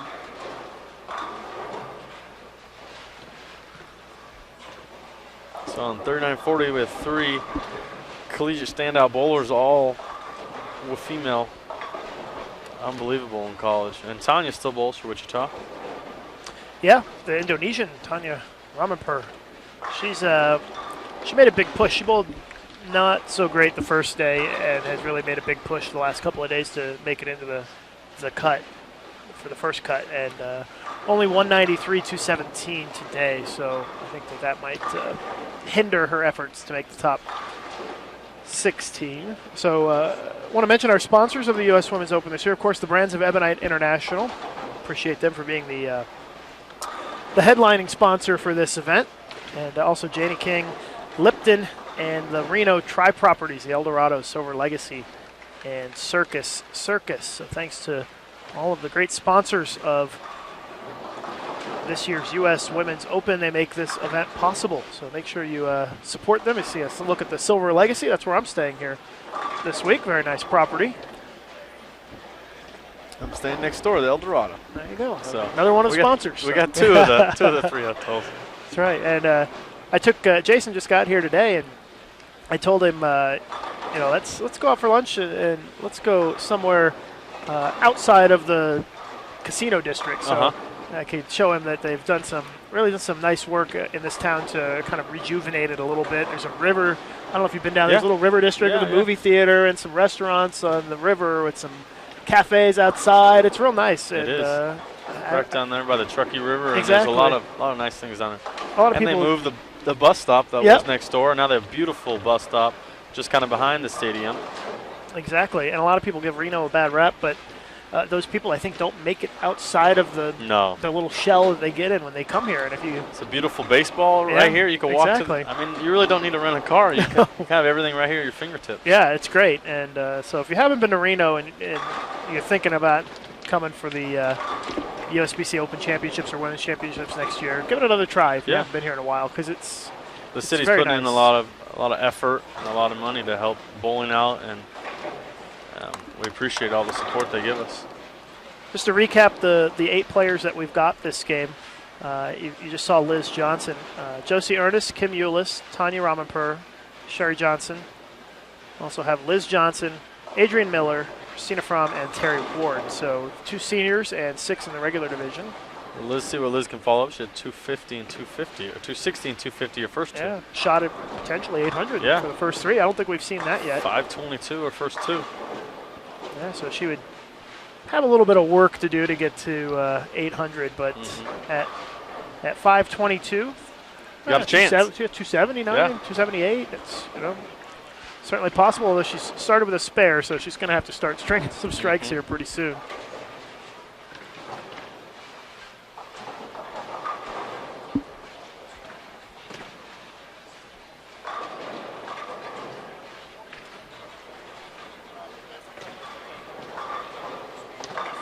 Oh, 710. Yikes. That is unfortunate. And unless she can make it, no 800. Because if she Nope. makes this and goes sheet, 278, right? Yep. And that'd be 800 on the nose, but she's not going to make the That'd be 710. unbelievable. You can get some good odds on this I've- in the sports book. I've bowled in the stadium a lot of times. I don't think I've ever seen a pin bounce out here. They are dead. Once you hit the pins, they go straight back. Yeah, we haven't seen much bouncing around here for sure. Have you ever seen a 710 made on your live stream? Oh, that's a good question. Have you, Jason? I don't think I have either. We've seen the 810. 810. The most memorable split make came at the Hoosier Classic this year. I believe it was Hoosier. Marcelo Swartz from Weber made the 2-4-10. I don't know if you saw the video on YouTube, but it's got a lot of views. He didn't hit the left side of the 2-pin. He kind of sent it straight back, and it came out of the back and took the 10 out to win the game. Wow. It was pretty crazy. Wow. I've never seen a. It was a clutch shot. He needed a mark, and somehow he made it. Oh, It was man. pretty. You see some interesting things. That's what happens when you show more than just the final. Exactly. Stepladder finals of events. You get to Yeah. see a lot of crazy stuff. Mm-hmm. I've had a lot of 300 games stuff, as you would expect. Even though everybody accuses me of jinxing all the time. That's what I heard. Yeah. That's what I heard. When I Black saw cloud. when I saw on Facebook that Jessica bowled 300, somebody said, I guess Lucas didn't put the jinx on her. Or the jinx didn't work or something. So there's a trip 4-pin for Josie. She starts with the front 3. Yeah, and that's a nice start to the game for Josie. She kind of needs it. Only 170, 221 today. Adrian with the double start. I think her first tournament back since she's a mother. Yeah, Yeah, she she's recently had a child. Haven't seen her in a while, so it's nice to see her back. She's been bowling good this week. She was 16th coming into the day, and plus 23. That's not going to move the needle very much, No. but it's also not going to hurt her. 4 more games. Yeah. So she's still right in the hunt. Terry Ward, one of the senior bowlers. There's 15 of them out there. Not quite as a drastic a cut for the seniors. They're going from 15 to 8. Yeah. A little more manageable if you're in Yeah. the senior field, but still a tough senior field here this week for sure. As Kim goes through the face, and we're lucky just to leave the 6. So what's coming up next for you? You have any tournaments coming up? Yeah, I'm. Lucy probably, huh? No, I'm not. I'm going with a couple of Ebonite guys, and we're going to Korea, South okay. Korea, Daejeon, and we're bowling a stop over there.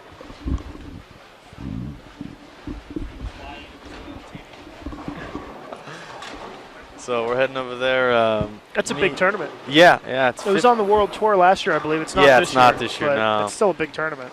So it'll be Mika, myself, Michael Fagan, Bill O'Neill, and Mike Wolf. They're heading over there. It's a good group of guys. Yeah, Jason and I went out for lunch today and walked past the construction of the lanes on Virginia Street.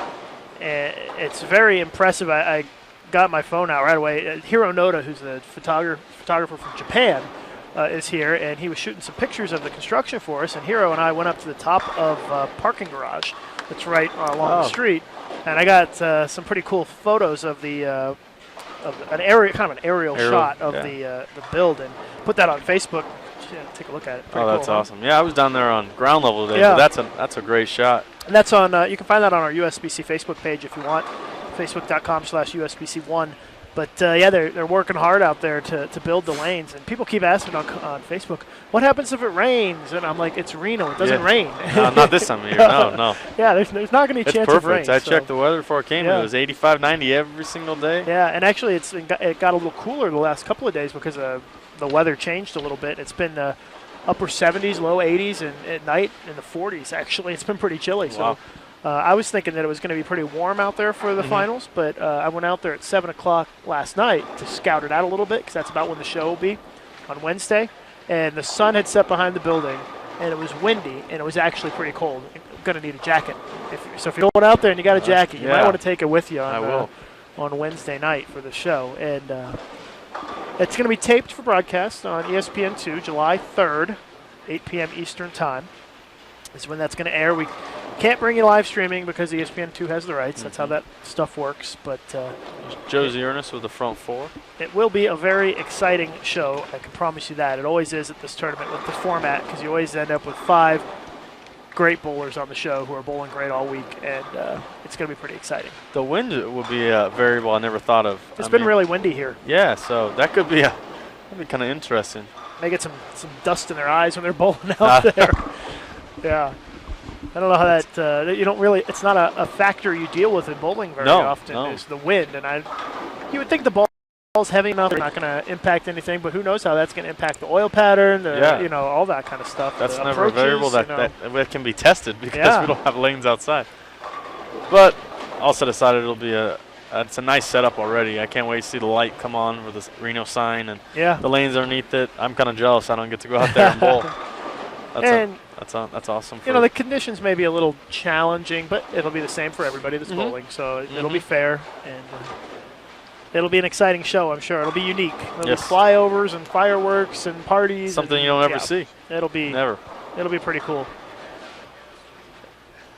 And what's nice is there'll be a lot of people there, and there's a lot of people here for Bowl Expo. Exactly. There'll be a lot of people there that get to see a unique show that you don't ever get to see. It's not the same old normal setup.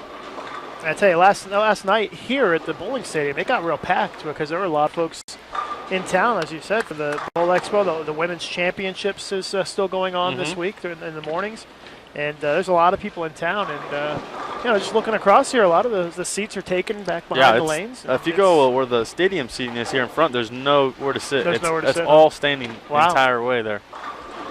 Yeah, so it's been some good crowds when you've got a built-in fan base of folks here for Bowl Expo and Women's Championships. You take a look at the bowling stadium here. This is the high end. The stadium seating is on the kind of 38 and down. Yeah.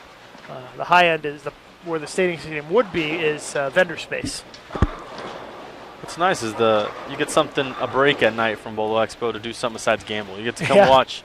Every gambles, but you don't get to watch the premier women bowlers in the world all in one setting in front of you, which is nice. There's people throughout the world that never get to see these people bowl, these women, so they get to see them right in front of their eyes. I walked in this morning and saw Linda, and there was 4 women that were ecstatic to even meet her and want to take a picture with her. There's a look at where the stadium seats are. Those are the steps up, and Shannon Plahowski's mom is standing up there watching. We took a look at her as Shannon's down on 37 and 38. So have you ever gone up there and watched the bowling from up there? It's pretty cool. It's really cool. It's a different view of the ball and stuff. You can really read the ball motion a lot better than you can down here. You know what's funny is you sit from that high, you can see how little a ball actually hooks. Yeah. Nobody realizes that a ball doesn't hook very much until you sit up there and you're like, oh, their ball didn't move very much. So it looks like a couple pairs away, Jackie Reese, she had the front 5, and you just jinxed her. She split it before I even said it. Looks like she left the 4-9. And Solhan has the front 5 off to our right. Josie, of course, had the front 4, left a single pin, and converted it.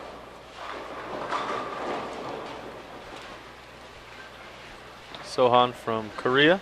I believe so. Yeah, I believe so. She's here with one of our workers with Ebonite. I don't know her, but I've just kind of walked across in front of me. She looks like a cool character. I've never talked to her. I don't know her, just by watching her body language and the things that she's doing out there. She looks like she'd be a pretty cool person to talk to. But I don't know. We had a lot of Asian players here this week, and I'm always kind of hesitant to talk to them. I don't know their language skills, whether they, You don't speak all. I don't speak Japanese. I speak one word of Japanese. Korean, kamsamnida, which is like thank you. That's about it. So those are very difficult languages to learn. I think you've been over there a few times. It's impossible. It's very hard. Compared to Spanish, it's Spanish, quite difficult. Yeah, no problem. Yeah. You get into the languages with the characters and stuff, and it's a little challenging. But you need a translator. Yeah, you've traveled the world bowling. How many countries have you been to? I think I'm at 20 or 21. Oh, you're doing pretty good. And South Korea will be the first time I've been there, so I had to add to that trip. Yeah.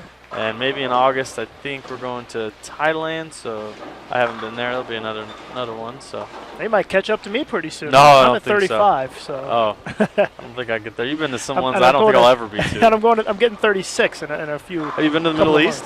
I have not. That's where I've been all over. That's where I get a lot of my countries. Really? Wow.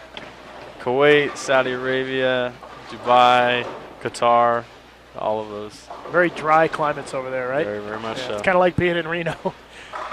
No humidity, right? It's like being in Phoenix where I live. Yeah, 115 degrees. So you're used to it. You can almost move over there and be okay. Yeah.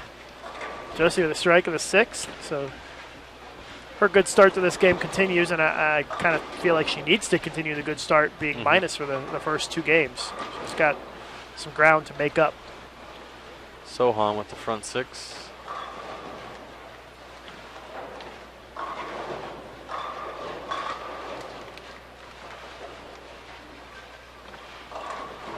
If anybody has any questions of what people are throwing or what they see, or a question for me, go ahead. Yeah, you're probably better at that than me, because people ask me all the time, hey, what's Kim Euless throwing? What's Liz Johnson throwing? And there are so many bowling balls these days, I can't keep track of it. And I don't bowl enough, and I don't have enough new stuff that I can't really, my newest bowling ball is probably 1.5 years old, so I don't keep up with it too much.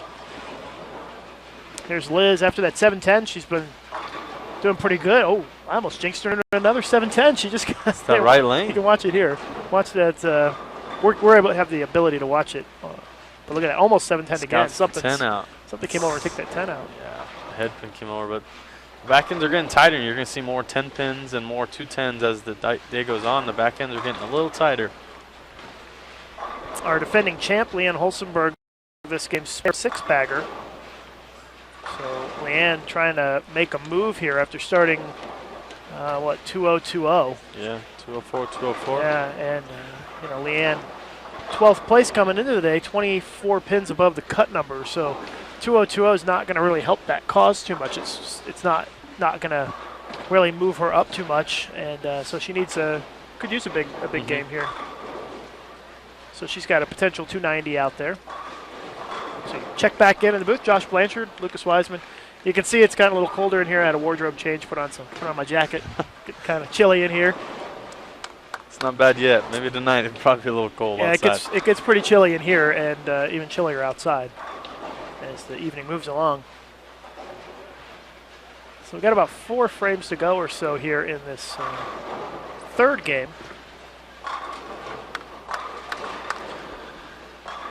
Fisher wants to know, when you bowl, do you use psychology against your opponent? No. You just worry about you, right? Yeah, it's too hard to worry about yourself. Exactly. There's enough variables in your own game. You don't need to worry about somebody else. Somebody that's worrying about somebody else, they need to worry about themselves a little more, focus on themselves. Look at the scoreboard. You can see Josie bowling well. Kim struggling a little bit here. Not too many strikes out there for Kim as Josie asking it to push, and it did. Looks like I got standings. After 2 games, Kelly still in the lead by 40 over Stephanie. And look at the cut. 16th is Aaron McCarthy at 426 over. Adrian Miller at 422. Jody Wester at 413. Kim Euless 408. Jen Higgins 405, Angie Turpich at 396, Jamie Martin 395, Cassie Luthold 390, Jackie Reese 386, That's pretty tight. Mm-hmm. There's a lot of folks that, with 4 games to go, have a good shot to make it in there. There's about 15 people within 100 pins of 10th to 25th, and it's pretty tight. And I am going to. You see Carolyn strikes this again. posted. She's got strike spare 5 in a row For Carolyn? for Carolyn Doran Ballard. I find that hard to believe. Carolyn Doran Ballard throwing strikes? What? 220, 240, the first 2 for her. Yeah, she needs a big day to move in to the cut. She's 34th place right now. Kim Euler striking in the 7th. She needs to get it going. 150, 240. She's just out of the number.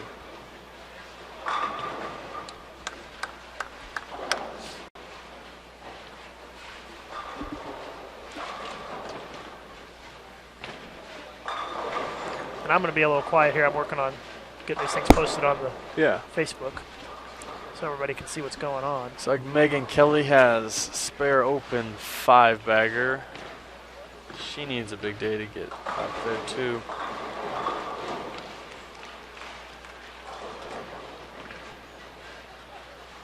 Is it Jody Wojner? Westner. Or Westner. Yeah. She's having a big day. She's 250, 240, and now 3 spares and 4 strikes. She's possible 260.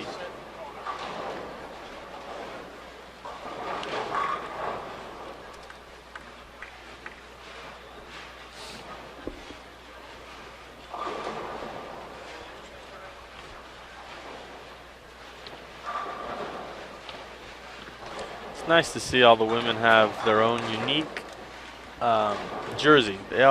Nobody's got 2 alike. They all have their own style, color, and none of them are too vibrant and too.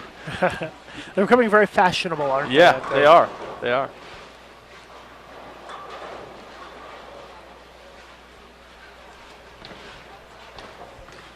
Josie shooting the 10-pin. Spare. Josie had a good Queens. Made first telecast. Yeah, she did have a good tournament, and the Queen's a much different event than this one with the bracket play. It's not quite as long of a format tournament, but Josie, I think, and you feel free to chime in on this, is definitely an up-and-coming star out here and has the potential to become one of the next big names for women's bowling. I agree. Just from a skill standpoint. Carolyn leaves week 7. Can see more and more of those as the oil's going down the lane and in this bowling center. All right, well, in my attempt to be resourceful here, I've posted images of the standings on Facebook. So you can go to facebook.com/LucasUSBC and check out the unofficial standings. So if you click on them, they get a little clearer, but you can give us an even better version of it here. So we kind of dissect it a little bit more. Looks like Sohan, maybe she's 260, but she's in 43rd, so she's going to need a 800 or so the last 3. Yeah, the number right now is 426, and Solheim's at 258. 426 at 221 average, so 4 more games would be 80 more pins. So I guess we'll say about 500. About 500 will be the cut. Somewhere around +5, maybe 510. There you go. You're much better at figuring that stuff out than me. As a bowler, I guess you kind of have to know what. If you know you need 800, you better have the right ball in your hand the last 3. Yeah, that's true. That's right. You know, you got to strike. You got to make sometimes some drastic decisions that may or may not pay off because you can't settle for 210 ball reaction when you need 260 or 270 ball reaction. I mean, 17th or 30th is all going to mean the same thing. You're not going to make the cut. Yeah, it means your tournament's over. Yep.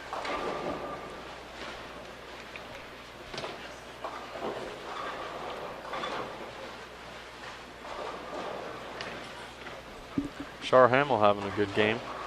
She's 9 miss and now 6 in a row, stepping up in the 8th frame. A senior player. Yeah, we really haven't talked about the senior results too much. Let's take a look at those. They are going from 15 to 8. Flush. That was not even a doubt. Well, Coach T is in 8th place right now. Teresa Ross at +66, and then there's a big gap between 7th and 8th. So it's 44 pins or so, 50, something like that. Paladad's in 7th. So we got about 3 or 4, 5 players with a shot to make it in. Shar -7, but she strikes out for 270. That puts her plus 70. She puts Yeah, her right that's in the true. number. Yeah, she's 202, 205 today, and yeah, she could pick up a lot of ground. Yeah. Here's Carolyn. Talking about needing a big day. Carolyn Doran-Ballard, who 250 over to coming into the day, sits at 318 right now. Tip, cut, tip. Ooh, got the 7 out. Cut at 426. So Carolyn is a little more than 100 pins out of the number and shooting 250 this game. So that's. That right lane's getting the best of Liz. Yeah, it is. She cannot figure that one out. She moved right a little bit and it hooked even earlier and almost went through the face. Only 1 strike on that lane. Yeah. Had a 710, almost a 710 again in the 6th frame. No, a high flush 4-pin.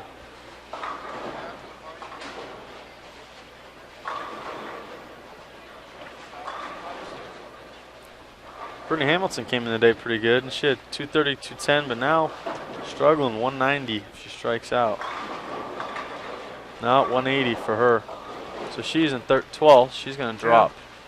She has 187 if she spares the 10. She was only 28 pins ahead of into the the cut. Yeah. Leanne Holzenberg looks like she's going to shoot 269. It's a huge game for her. Yeah, it's going to help her out. She's 15th place and 5 pins above the number, so that'll create a little distance if you consider that par is probably about 220, I guess. Yeah, exactly. Picking up an extra couple pins there. Extra 40 pins or so. So Shar in the 9th frame, 4-9, so that hurts her 270 chance. Yeah, she's still going to pick up some ground though. Yeah. Scores a lot lower in the senior division, so a game in the 220s or 230s is going to make up a lot more ground than it would in the regular division. She probably only to shoot 660 her last 3 instead of the women got you 760. That's true. That is true. Ashley Galante struggling today, only 194, and I think she got 170, 180, 190 today, so she's in some trouble. Here's Adrian Miller. Adrian strike. Currently in 17th place, so she would be first out if things ended after that last game, but she can shoot 240 this game. Seems to be some pretty decent scores this game. Mm-hmm. This is about the time when we've started to see the transition the last couple of days in qualifying, so we'll have to see. See a lot of flat 10s? Yeah, exactly. And it may be a little different today because now you've taken away 75% of the field. You've got all of the top players who bowled well. That may impact the transition, may make it a little easier, I would guess. It's hard to say. We'll have to wait and see. Yeah. Score's definitely looking all right for a bunch of players, though, this game.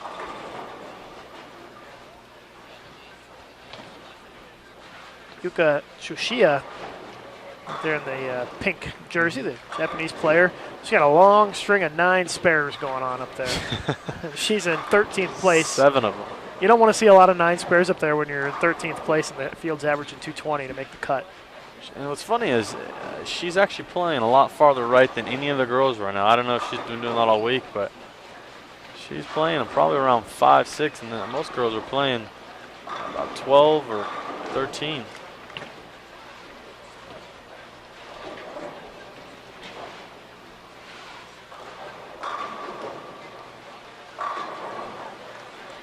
I think looking at the standings, nobody in the top 5 would be a surprise to me. I mean, I would have guessed that those are 5 people that I would have guessed. Top 8. Yeah, top 8 even. Yeah, you wouldn't even question. Kayla's a good bowler. Yep. Joey Beato's a former U.S. amateur champ. So Rocio. A lot of college bowlers up there. It says Rocio from Canton, Ohio, but really from Columbia. That's where she's living these days. But yeah, she's really Colombian. Yeah. Just like the PBA Tour, international flavor. There's international players who are making a statement here in the United States. Again, you can find the standings after 2 games in the squad on Facebook.com/LucasUSBC. Joseph. Yeah, that's Stone brutal. 8. I've seen a lot of those. Oof. It's hard enough to get the 10 out. Now you can't get the 8 out. At least they're not together. No. That wouldn't be a good combo. CDB. Big 10th frame for her here. She's trying to make a surge. currently in 34th place. 259 this game would pick up 30, 40 pins on the field. Yeah. You would think. 7:30 your first 3. Yeah, and she needed it. Yeah. Had Dr. Dean in before you came in talking about the mental game, and he was talking about Carolyn and how tough hers is. And that never quit, never give up attitude. She willed herself into the first cut despite struggling, and now is trying to will herself into the next cut because even though they'll have 24 games in after this block is over, even if you're in 16th place and you sneak in, you still got a chance to make the show. Exactly. There's 16 games plus 30 bonus pins every game. Nobody's out of it. So many pins. So even if she squeaks in and is a few hundred pins out of the top 5, still a legit chance. Look at the scoreboard there for Josie, 247. Kim can shoot 216, 211 for Tanya. Sherry Johnson, 206. Carolyn. The tickler doesn't quite get it to go. Almost the 4-5, but just the 5 she left pin. the 5 pin. She's known that her career. She gets that 4-5 to go more than anybody else. We call that the CDB tickler here on Bowl TV. As Liz pounds all 10 back on that right lane for the strike. And Liz will be in the 220s this game. And she's going to have a big 3-game set to open things up. Yeah. She has moved into 8th place coming into this game, so she's making a big move today. She doesn't have to finish on that right lane. Or she is finishing. Yeah, she struck. Finishing, yeah. Oh, that's right. Yeah, she's finishing on that right lane and struck. It looked like she forgot that she had she was in the 10th frame. She kind of walked back. I don't know what she was doing. Christina's going to shoot 216 here with another strike. 640. And she's at 38th place. Yikes. She needs a couple more than that. And she's 130 back of the number. Josie was 28th. That was a big game for her. It's going to be interesting to see how things Deandra, take place. 258. She has 250, 250, 250. She's making the move, isn't 770, her first 3. Wow. Yeah. Deandra, 30th place coming into this game, and 70 out of the number. Now Not somebody you want to sneak in. No. She sneaks in, that's dangerous. And she is going to be on the cusp of getting closer to the number here. With 3 to go, and her look's just going to get better, I think. You would think so, yeah. She's got the hand to do it. Christina shoots 214, 641 her first 3. Kelly Kulik shooting 240 down there.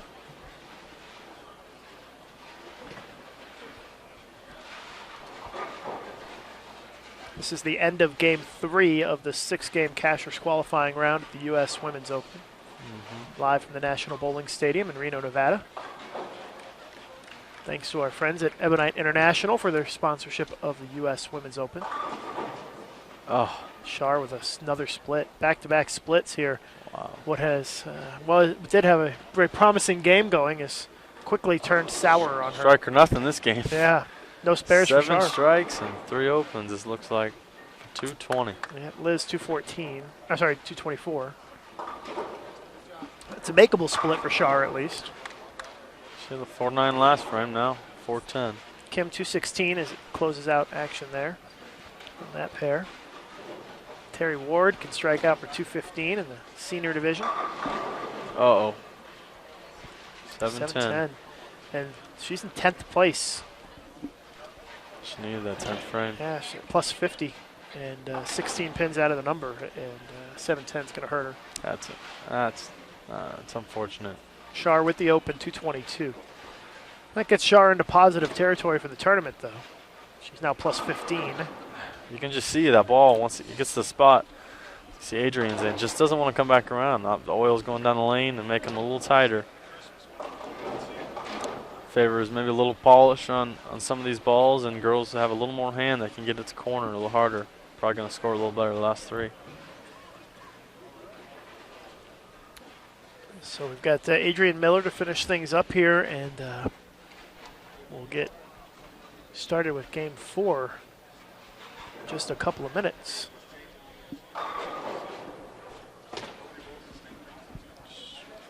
Oh, misses it.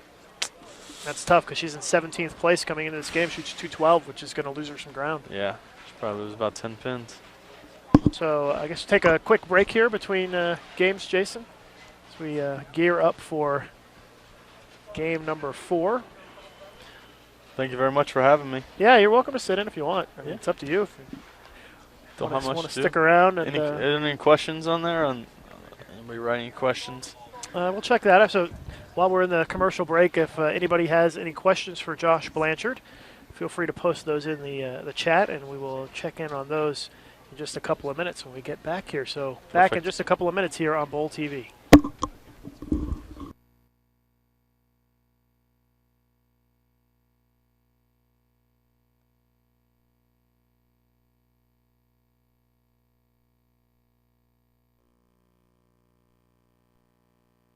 I got into sport bowling because I wanted to improve my game. I started out bowling a lot of different leagues, things like that, but I really, really wanted to push myself. And so I thought getting into a sport league would really be something that I could do consistently, and it would be something I would learn from. What has the experience of sport bowling done for you as far as competition and tournaments? Oh, I think it's really opened up my eyes because now I'm able to play different parts of the lane.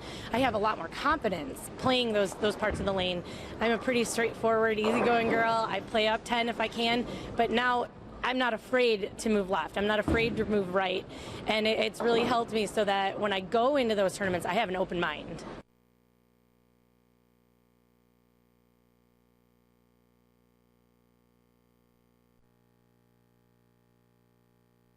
I'm one of those guys where whatever I put my mind to, I usually get pretty good at it. And it wasn't impressive for me to shoot big numbers on a house pattern, what a lot of people are doing all over the place. And I wanted to push myself to a next level. And so, that's what I did. I, joined the sport league, and I practice on sport patterns, and, work with guys that are like-minded. And, that's how I want to make myself better.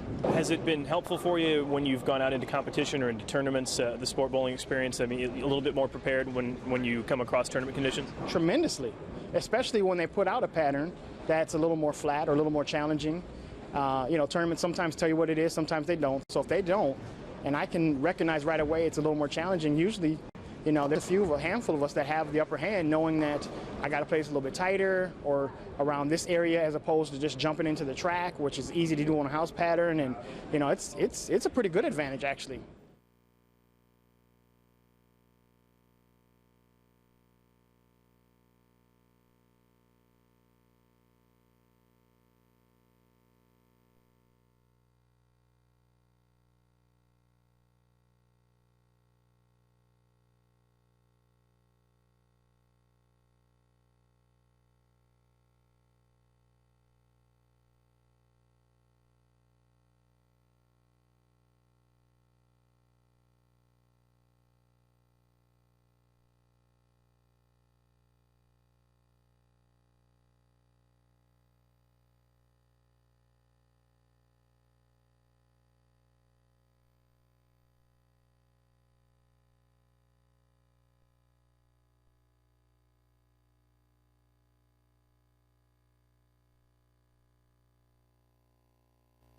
And we're back now with the start of Game 4 here at the U.S. Women's Open. Cashers qualifying in progress.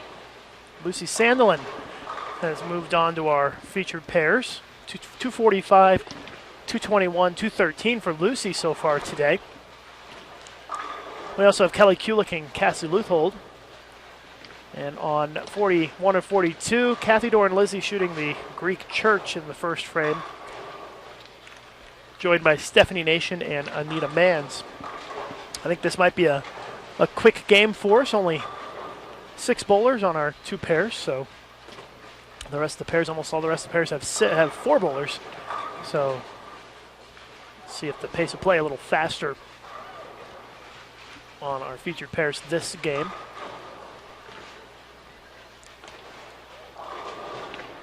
Cassie Luthold shot 200 last game. Kelly Kulik 243. Sandelin misses the 4-pin. Anita Mann so far today has shot 694. Stephanie Nation only had 168 last game. Stephanie's been bowling great, and 168 must have caught a bad pair. Not sure what's going on there, but Anita Mann shot 237 on the same pair. So, and Kathy Dora Lizzie 214 last game. She's got 641 for the day.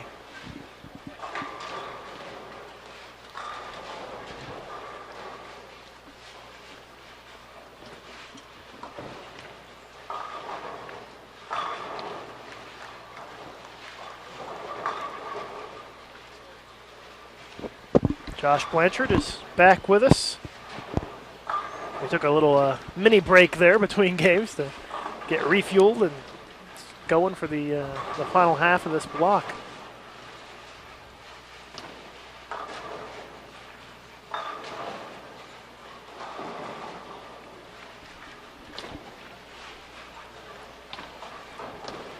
The hammer nail. Somebody in the chat asking about the hammer nail and what Josh's thoughts are. Josh, staffer for the Brands of Ebonite International, is sponsored for the tournament, so I'll let him tackle that one. For you hammer fans out there, the nail is going to be one of your more medium balls, but it's pretty angular on the back. The new Arson Pearl by Hammer also was a good one. It's not so strong on the back as the nail, but it still gets through the front really clean and gives you a very smooth motion on the back. Question from 1953. Josh, do you think someone can be competitive at the pro, regional, or even just a typical scratch tournament level without having the latest, best equipment in almost new condition? That's a very good question, actually. You can be competitive at the scratch level, but once you get to a professional level, it's a lot about bowling balls and the bowling ball technology. And unfortunately, that's where our game's gone. But you got to have the most up-to-date bowling balls, the new cover stocks, and they have a tendency to carry a little more than some of the older cover stocks. And of course, our thanks to the folks at the Brands of Ebonite International for their sponsorship of this event. Oh, Coach Gordon Vatican. Yeah, Coach Gordon Vatican is up top on the perch up there with his cup of coffee. He always has coffee. Oh my goodness. Jason's going to get a shot of Gordon for us as we watch somebody Kelly. asked if anybody was throwing visionary. I don't see any visionary balls at the moment. There's Gordon. There's Gordon. Hey, Gordon.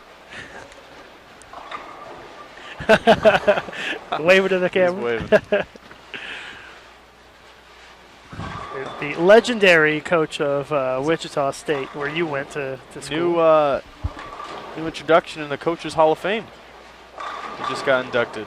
That's right. Yeah, I heard about that. Congratulations to him on that. Pretty big deal for him, and well deserved, of course, as you know from having worked with him a lot. Probably one of the funniest people I've ever met in my life. People think of him as so serious, but it's pretty funny. He's a very talented guy as well when it comes to bowling. Not only from a coaching standpoint, but on the lanes as well. One of the best mental game coaches out there.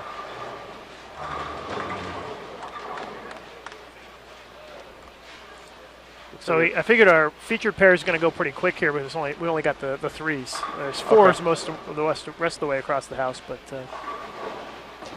threes here.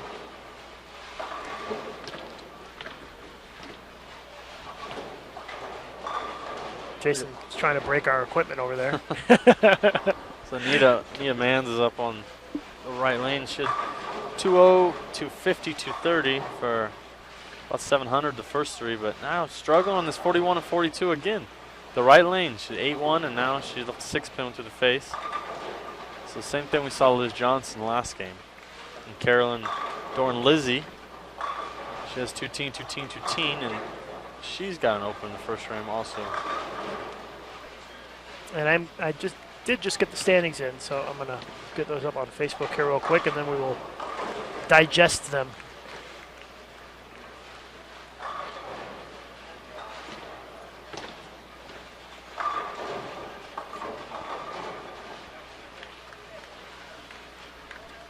So give me just a moment here as we watch Stephanie Nation.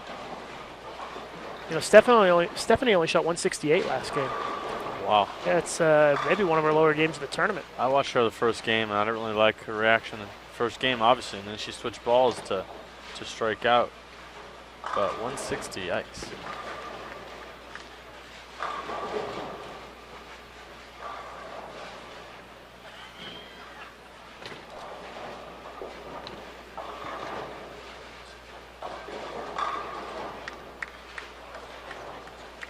Okay, if you go to Sandelin, another strike. go to Facebook, you can see how Lucy's doing in the standings. I just posted the senior standings and about to do the regular standings now. Kind of a convoluted way of getting the standings on the website, on the internet, but that's the best we can do. So after Liz left this pair, left 41-42, she's now on 35 and 36 with the front four, stepping up in the fifth frame. So she's continuing her good bowling streak. So the standings after 21 games are now on Facebook, facebook.com/LucasUSBC. Facebook.com/LucasUSBC is where you can find those. And Josh, let's take a look at them and dissect them a little bit here. The number was 426 after game 20. It's now jumped up to 441. There's three That's people. three-way tie at 441. And went up 15 pins. Yeah, so if it goes up 15 pins each game the rest of the way, that's another 45 It's going to be a little pins. less. Yeah. I was guessing about 500. Looks like it's probably a little less. 486, I guess, is where it might end up. Somewhere around there. A little bit of a gap developing between 10th and 11th, 33 pins or so. Mm-hmm. It's probably the biggest gap I see in the standings, aside from the one that's between first and second. Kelly now in the lead by 114 pins. And now Brenda Padilla has moved into second after the bad game by Stephanie. Brenda must have had a huge last game. I don't. She's not. There she is down there, 222. 222, but Stephanie only shot 168, so she picked up, 50 or so pins on Stephanie in that one game. But some folks who are on the bubble right now, Brittany Hamilton, Joey Biondo, and Yuka Shushia are at the cut right now at plus 441. Adrian Miller 7 back of the cut. Kim Eulis is 17. Jackie Reese 18 pins behind the cut, and all of a sudden Deandra Asbady sneaking up there. Yep. She's just 70 of those first three. The cut's 441 and she's at 414. So she has made a big push from barely making the first cut to now on the cusp of making it into the top 16. See Missy Parker now on the screen. This is Front the only four. major she hasn't won. Yeah. Only one. She won the Queens a year and a half 190, ago. 190, 250, her first three. She's still in 5th place. She's at plus 620, so she's I would say pretty locked into the cut at this stage. 140 or 150 above what we project will be the cut number. So and the front four, so she's doing all right. She's playing pretty straight, huh? Yeah, she was doing that earlier. She's actually been a little far to the left and straighter to start. She looked like she moved a little right. She really impressed me at the U.S. Open this year when she made the top 24 with the guys. That was pretty impressive. And she bowled well at the Masters, too. Yeah, she made it pretty far in the Masters. On the senior standings, as we take a look at Cassie Leuthold, Lucy Sandelin still in the lead by 216 pins on the field, lapping the field. As for the cut, Teresa Ross plus 62. And she's got about a 25-pin cushion on 9th place, which is Sharon Powers. Mm-hmm. For Shar, plus 15. She could have been right there at that number. She could have. Last game. Yeah. So keeping an eye on all the standings here as we have about 2.5 games to go. For Lucy with strike, 9 miss, 5 in a row. Lost by 260.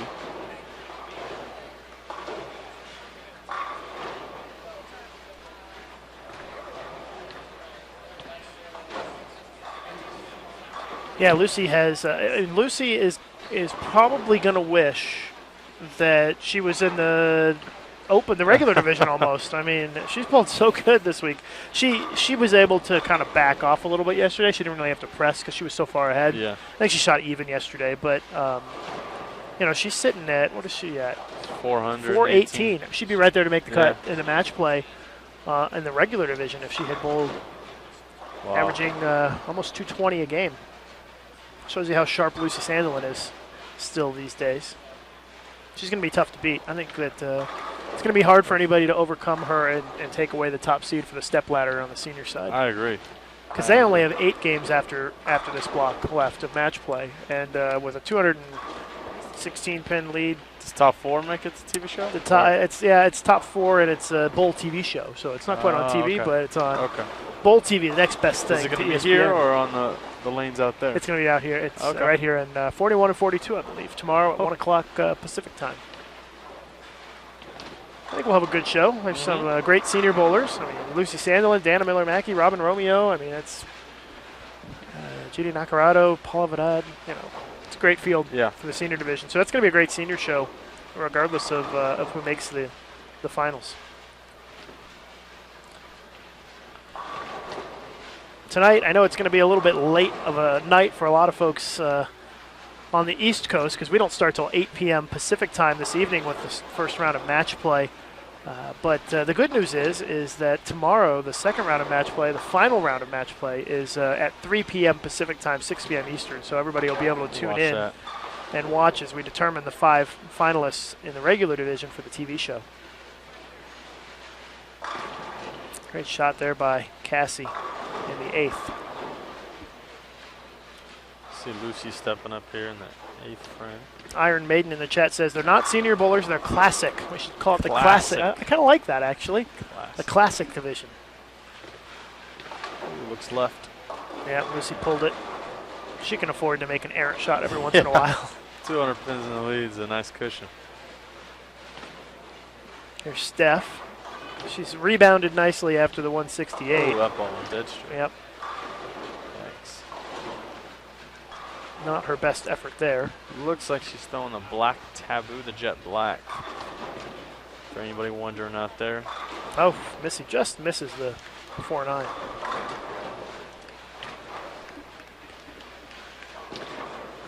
Classic division.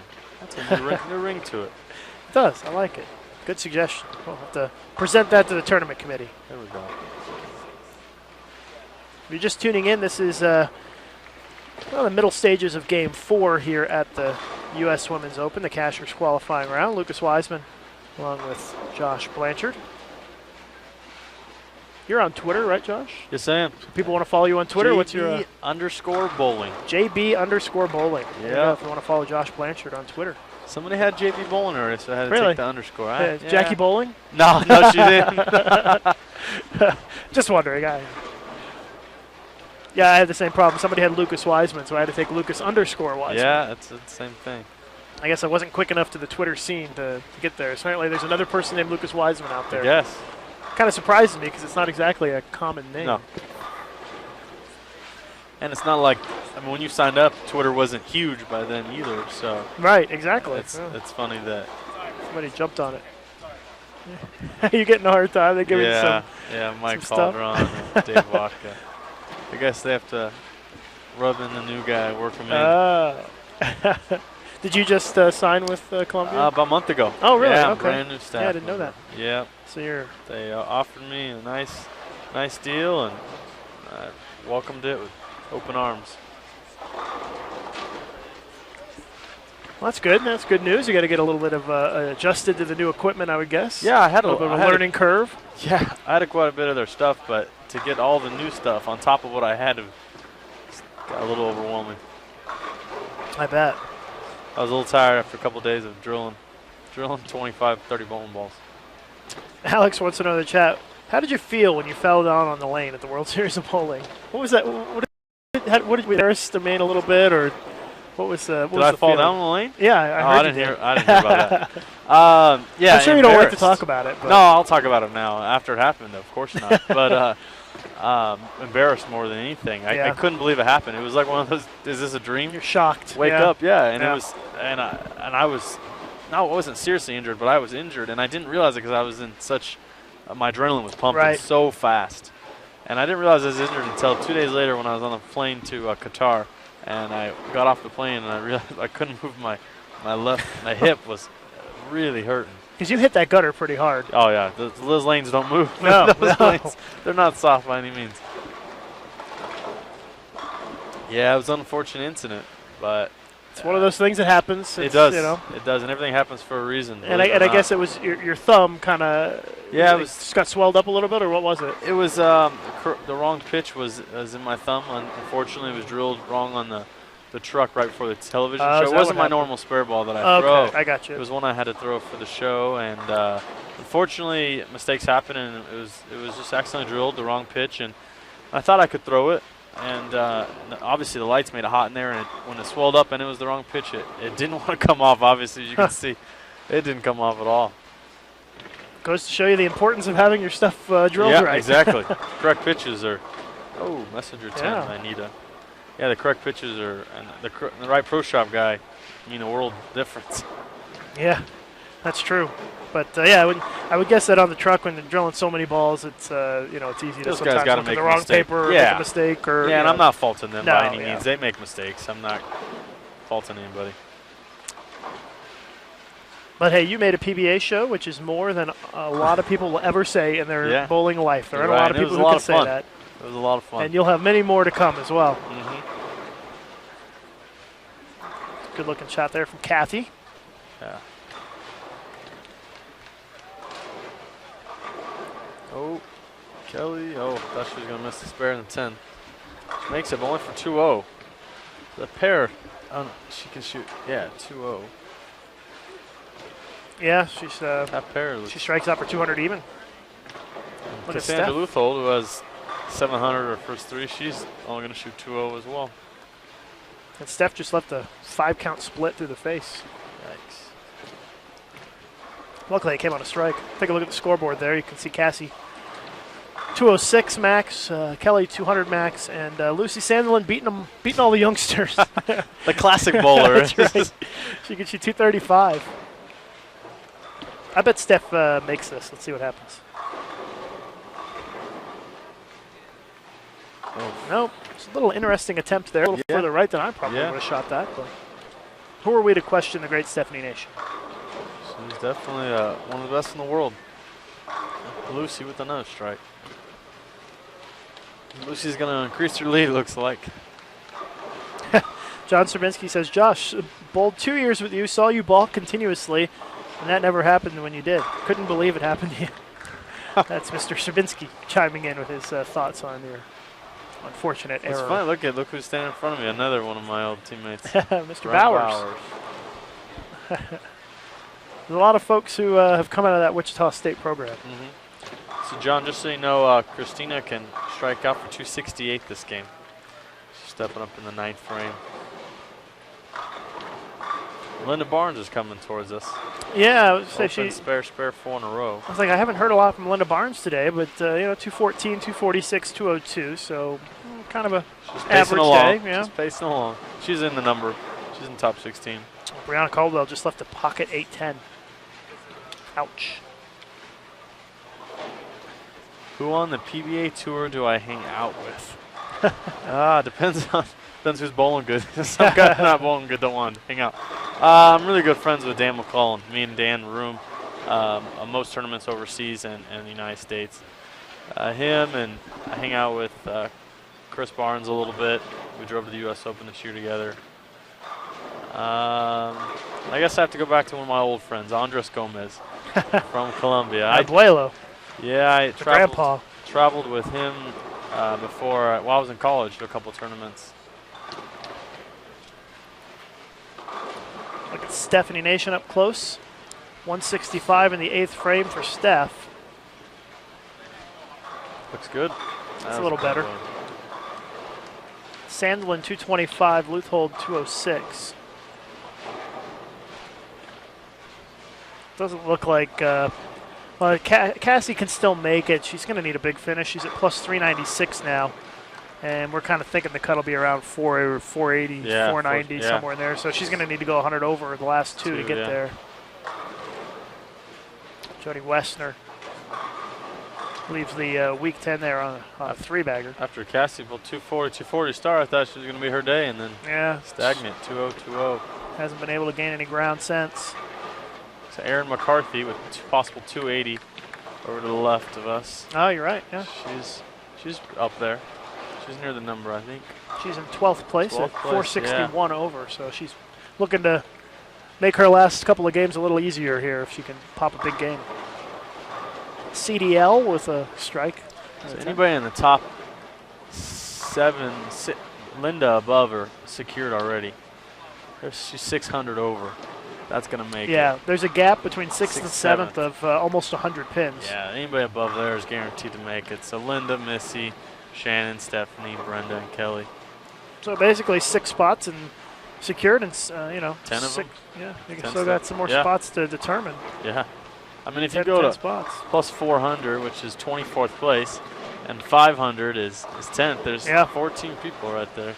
Yeah, it's a lot of folks, a lot of traffic in there for those final spots, and it'll be interesting to see what the standings look like after this game. Anita needed to strike out there. She's just out of the number in 27th place. As Beatty's cooled off, 199. It's going to Oh. hurt her a little bit. She was at 414, so she's at 413 now. She's going to need to go 70 or 80 over for her last 2 to have a shot. But Deandra has done the right things to give herself a chance. She's got to sniff at it here in the last couple of games. Who's the senior there? Jeannie? Nacarado? Yeah, Oh, yeah. she's 268. Yeah, she'll shoot 268, and let's see where she was. She was at like 5th, I think, 4th or 5th in the senior division. 4th, yeah.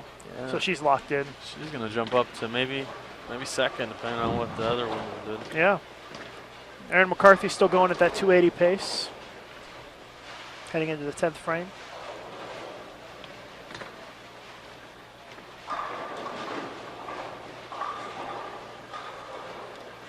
See Shannon O'Keefe. She's been bowling well here in this tournament, although this game, a little bit of a struggle. This is pacing along. 220, 220, 210. She'll probably find a double here for 2-0. She's in good shape, though. She's she's in the top She's 6. locked into the match play portion, and 4th place, plus 620. Missy's, gets the Almost 10 out. 710.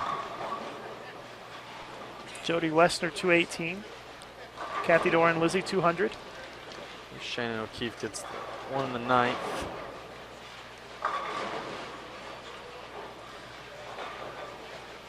If anybody just saw Anita's shot, you can tell how she's using a really aggressive ball and going pretty straight.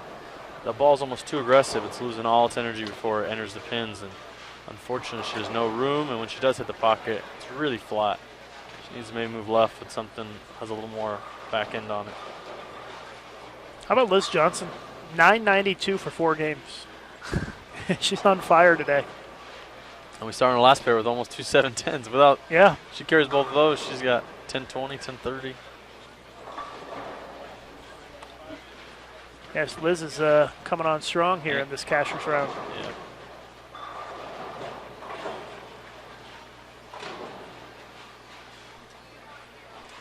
Two more games to go after this one, as we're determining the match play competitors here at the U.S. Women's Open. Steph with a strike. Steph can max out at 225 this game. Missy's going to shoot 224 with a strike on the fill here. That was a good shot.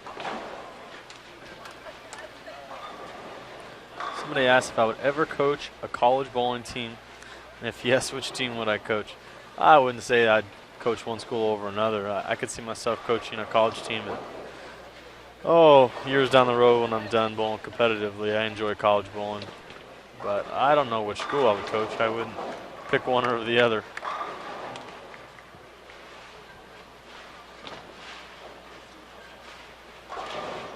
I wouldn't want to coach at Wichita. You got to try to live up to legends. If you whoever coaches after Coach Vadigan and Lewis. It seems like Nathan Bohr may be waiting in the wings there. I think so. I don't know what's going on there. And he'd be a good one.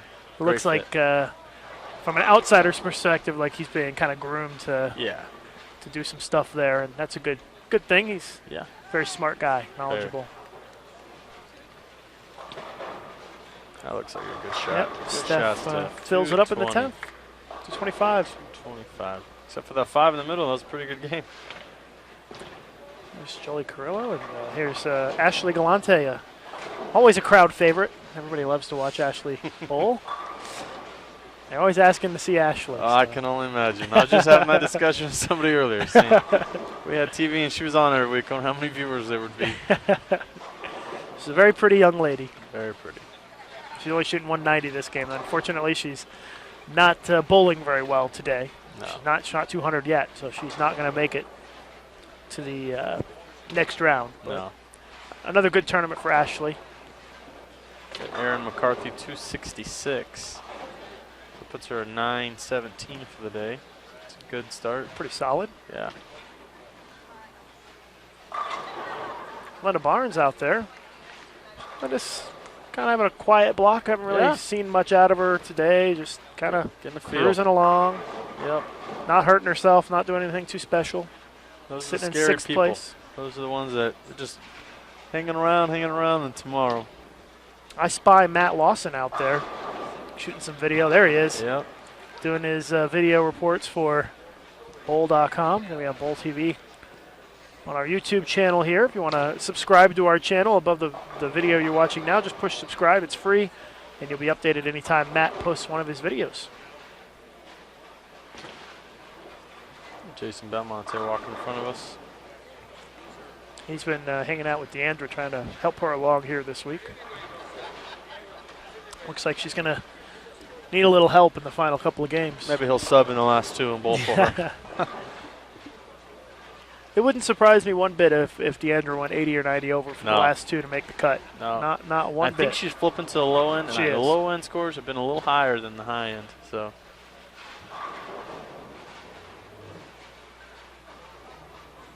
Carolyn Doran Ballard, 233. That's going to put her at plus 490 or plus 399. So she's another one who's going to need to go 80 or 90 over the last two to make it in potentially. Tennille Milligan bowling 269 out there. She needed a big day. Yeah, Tennille's up there in the standings in 7th, and but she's more than 100 pins off the show right now. So this will definitely close that gap a little bit for her. Definitely. Tommy Jones in the building. Everybody's here this week, huh? All the big stars.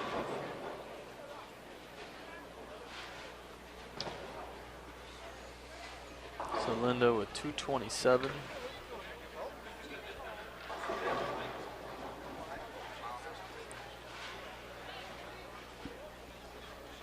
Just wrapping up this 4th game. They wait for everybody to finish a game before they start the next one. That's what they've done the whole tournament. Tennille with another one, 260. 269 if she gets all 10 on the fill. There's Tennille, the green jersey there. Char Hamill up. Char's trying to put together another big game here, 225 max. And she needs it because she's outside of the senior number. Oh, that was way to the right. That'll put her in the 2 teens. There's a lot of 8 on that shot.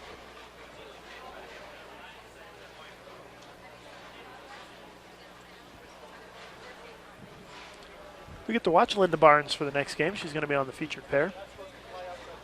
Tennille strikes again and fills it up in the 10th, 6 in a row for 269. Game 5 on the featured pairs, Megan Kelly, Shannon O'Keefe, Brenda Burks, Paula Vidal, Jolie Carrillo, Linda Barnes, Winnie McPherson, and Gina Nacarado.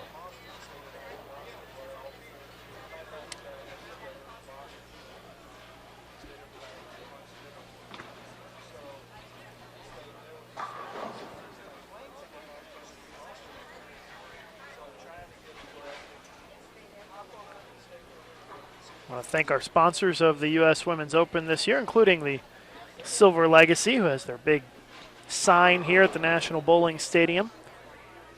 Tri-Property is one of the sponsors of the tournament here this week. The Eldorado, the Silver Legacy, and the Circus. There's a look at the signage they have here in the venue.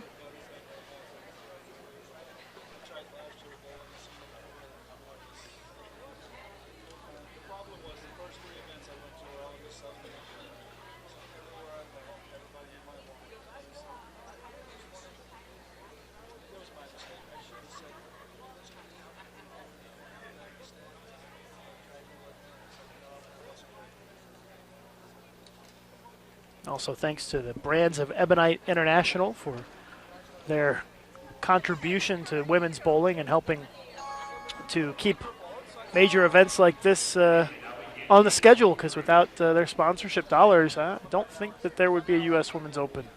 No. So thank you very much to the Brands of Ebonite International. They're helping out women's bowling.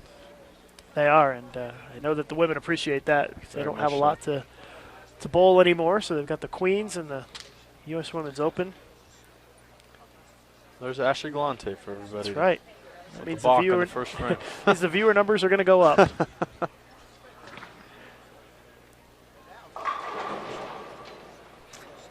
Hall of Famer Wendy McPherson. She's not really done a whole lot today, only plus 42, and she was the number after the first cut, so she will not be moving on, it doesn't look like. No. Only at plus 42 today. She's at plus, I think, 250, 252, something like that for the tournament, 251. Well, she was 300, 300, and I still think she's a little short. Still short. Maybe about 30 pins short, but Wendy's had a kind of an interesting tournament. A lot of ups and downs for her as we've seen her come across the lanes. A strike for Joey Carrillo. Open frame from Megan Kelly to start off. Brenda Burks starts with a 4-9 split. I'd never seen Brenda Burks before in a tournament, and she came out on fire and really lit them up in the first round. I've never seen her before. Yeah, and I think some folks have paid attention to her now. And she's hey, look at that 4-9. 4-9 conversion. So Brenda having a great tournament here. Every once in a while, you have somebody who you may not have heard of that jumps out, surprises you a little bit. And you need those in sports. It makes it fun and interesting. So Brenda has been that player, at least for me personally this week. I'm sure she has a lot of folks who know who she is and have followed her bowling. A strike for Linda in the first frame. Looks like she's got pretty good ball reaction. Pretty good ball reaction for O'Keefe as well, it looks like. Maybe they're going to break the curse of 41 and 42 and finally have a big one. Yeah, it'd be nice to see somebody have a big game here. Jolie's bowled pretty good today. Yeah. She's 83 over for the day. I'm sure that'll make Mr. O'Grady happy. Yep. Mr. Tenji.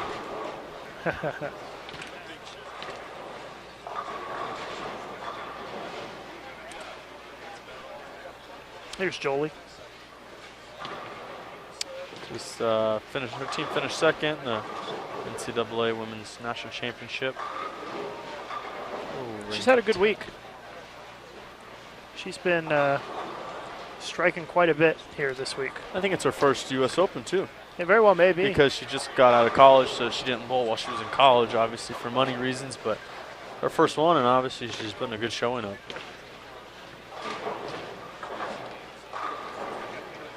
And she was plus 381 going into that last game, so she's 390 over. So outside chance of still making it if she can have a couple of big games here.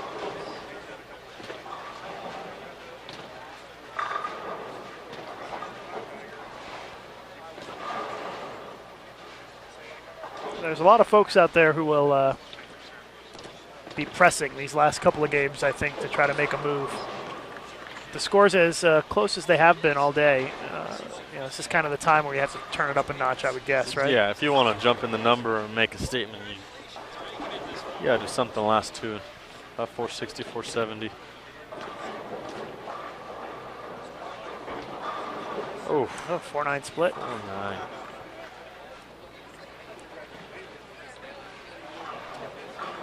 I'll tell you what, Shannon O'Keefe, there aren't many people whose game I'm envious of. She's one of them. She throws the ball so good. She throws it so good. And so athletic. Oh, yeah. So much balance at the line, so much leverage. For a small girl, she's not very big. Yeah. There's so much leverage. So, a style a lot of folks wish they could probably imitate. Yeah. Another strike for Linda. Linda throwing the new Violent Eruption that just came out this week. from Columbia.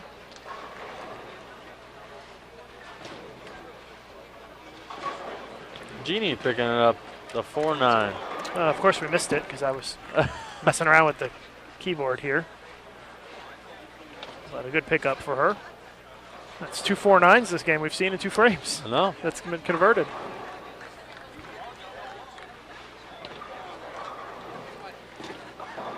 Third frame for Wendy. Linda's back here giving some loving to Gordon Vatican. Yeah. You can tell that Linda's pretty loose. Arm swing's pretty loose right now because she's pretty high up there in the standings. And can afford to have a little social time during the block. Exactly. And she's just lucky she's not injured and still bowling too after what happened at the Queens. She's happy she's healthy. Yeah, she's. And today was going to. We talked to Chris yesterday. Today's going to be kind of her big day because go from bowling 6 games a day to bowling 14 today. Yeah. And with the injuries that she's had to overcome, it'll be a kind of a test for her today to see if she can make it through. Because a 6-game block this afternoon and back for 8 more games this evening. It's a lot of games in one day. It is. Even for a pro like you, Josh Blanchard. It's still a lot of games. At the U.S. Open men's, you bowled 8 games of the same 8 games that cuts the top 24, and then bowl 8 games of match play, 17 in a day. The next day, you feel like somebody beats you up. and for women who aren't bowling every day, to put out 14 games in a day, it's really hard on their body. And it's hard to practice 14 games a day, you know? And practice a competitive 14 games. It's different than just throwing 14 games, but when you have to mentally put yourself in there and be mentally drained, that's the toughest part. I've never seen Jeannie bowl before today. Where's Jeannie from? She's a Hall of Famer, I believe, from California. Wild stomping grounds. Yeah, I think she's from California. That may not be where she's originally from. I'm not sure, but I think that's where it says on the standings. Let's take a look. In fact, they just got the updated standings here. Oh, game 4.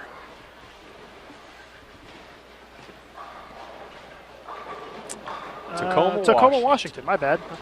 That could be wrong, though, actually. These hometowns have been kind of fluky on this thing. These are the unofficial.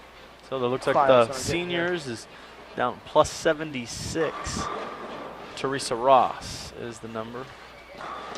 Yeah, and Pancoast is breathing down her neck. 58, so 18 behind, and then a little gap, 30 pins back. And I'm working on posting them to Facebook.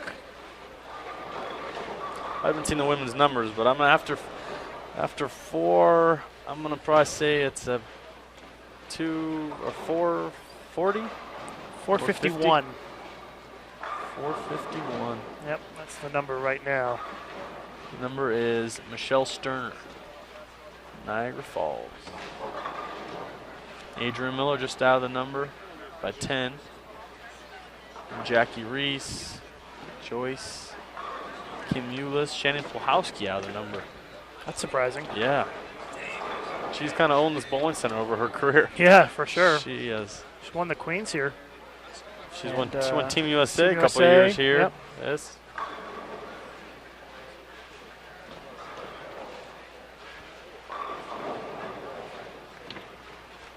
I'm working my magic on these standings here. It's quite a few steps to go through to get it on there, but it's worth it so that everybody can see what's going on. It's a lot more fun to watch the broadcast when you can see the standings, right? Exactly.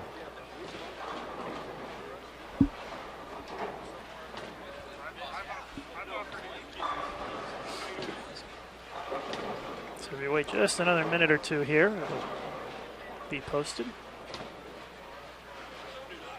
I always go on and delete the old ones because I don't want people to get confused. Yeah. Oh, Lydia McPherson missing 10 pin in the 4th frame. I've seen her miss quite a few single pins She here doesn't this look week. physically sound. I'm watching her right now for the first 4 frames, and looks like her swings come behind her back a little too far, and it's causing her timing to be off a little bit.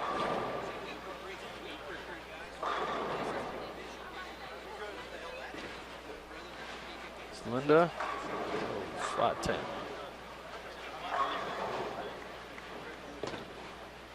Tennille next to us. She's got the front 3 stepping up in the 4th frame.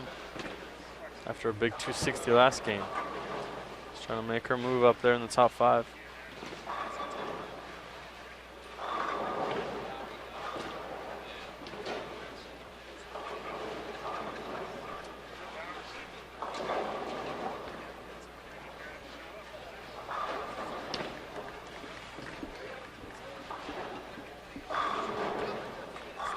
Another strike for Tennille. Front 4. And those standings are now on Facebook. The 22 game tallies. Facebook.com/LucasUSBC is where you can find them. Facebook.com/LucasUSBC. That's where they are. Well, Lucas, it's been a pleasure. I have a dinner to attend, You got unfortunately. an engagement to go to? Yeah, before this Bowl Expo gets started. All the life of a professional bowler, heading out to Yeah. a nice steak dinner, I would guess. And Yeah. we'll enjoy it. And thanks for sitting in for a few games and keeping us company and keeping the fans informed. Appreciate it. And enjoy your dinner. Thank you. And, Thanks for having me. Yeah, congrats on signing with Columbia, Track, Hammer, Ebonite. Yeah, all of them. all the brands. All right, Josh All right. Blanchard, thanks a lot for sitting in. We'll see you later. Thank you. So thanks to Josh for hanging out with us. And thanks to Karen for the tweet saying that Jeannie Nacarado is definitely from Tacoma, Washington. So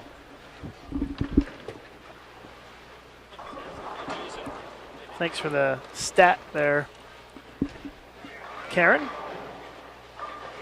Lived there for many years, apparently, and grew up in the Midwest, I guess. So there you go. So a game and a half to go. We'll take a little bit closer look at these standings. Right now, Kelly Kulik in the lead by 84 pins on Stephanie Nation, who's second. Missy Parkin is third. Linda Barnes has moved up to fourth. Shannon O'Keefe fifth. Brenda Padilla goes from second to sixth. So Brenda must have had a bad game. Yep, 185 Brenda last game.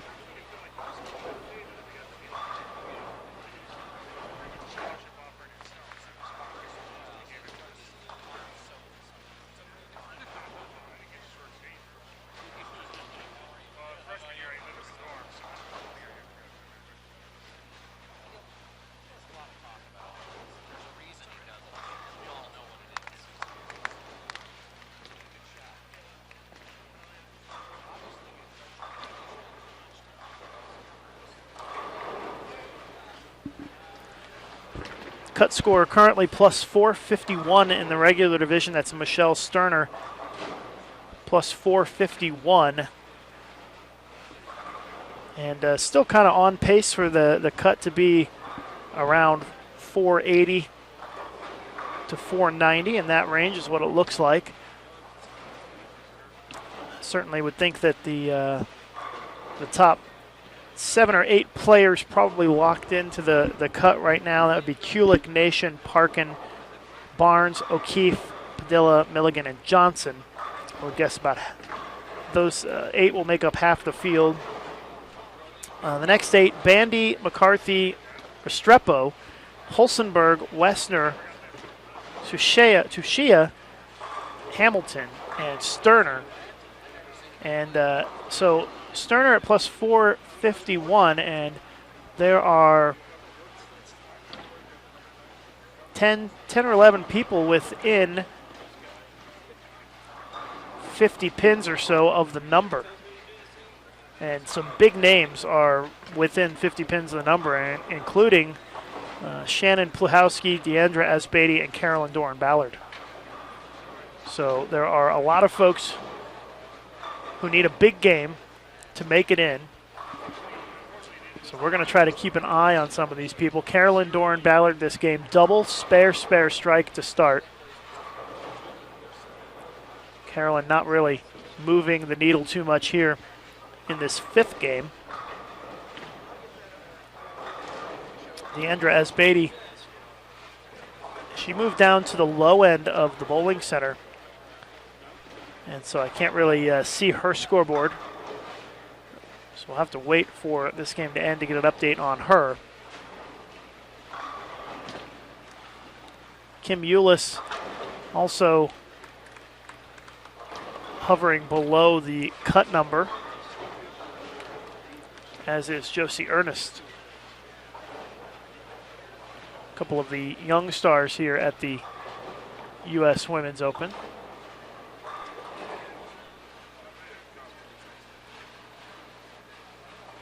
And I think that both of those players are down on the lower end of the bowling center.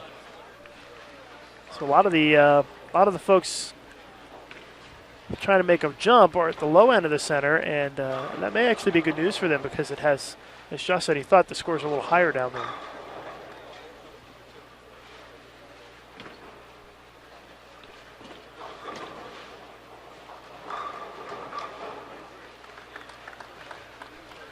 Lucas, I feel like I've missed out being a part of things a little bit today.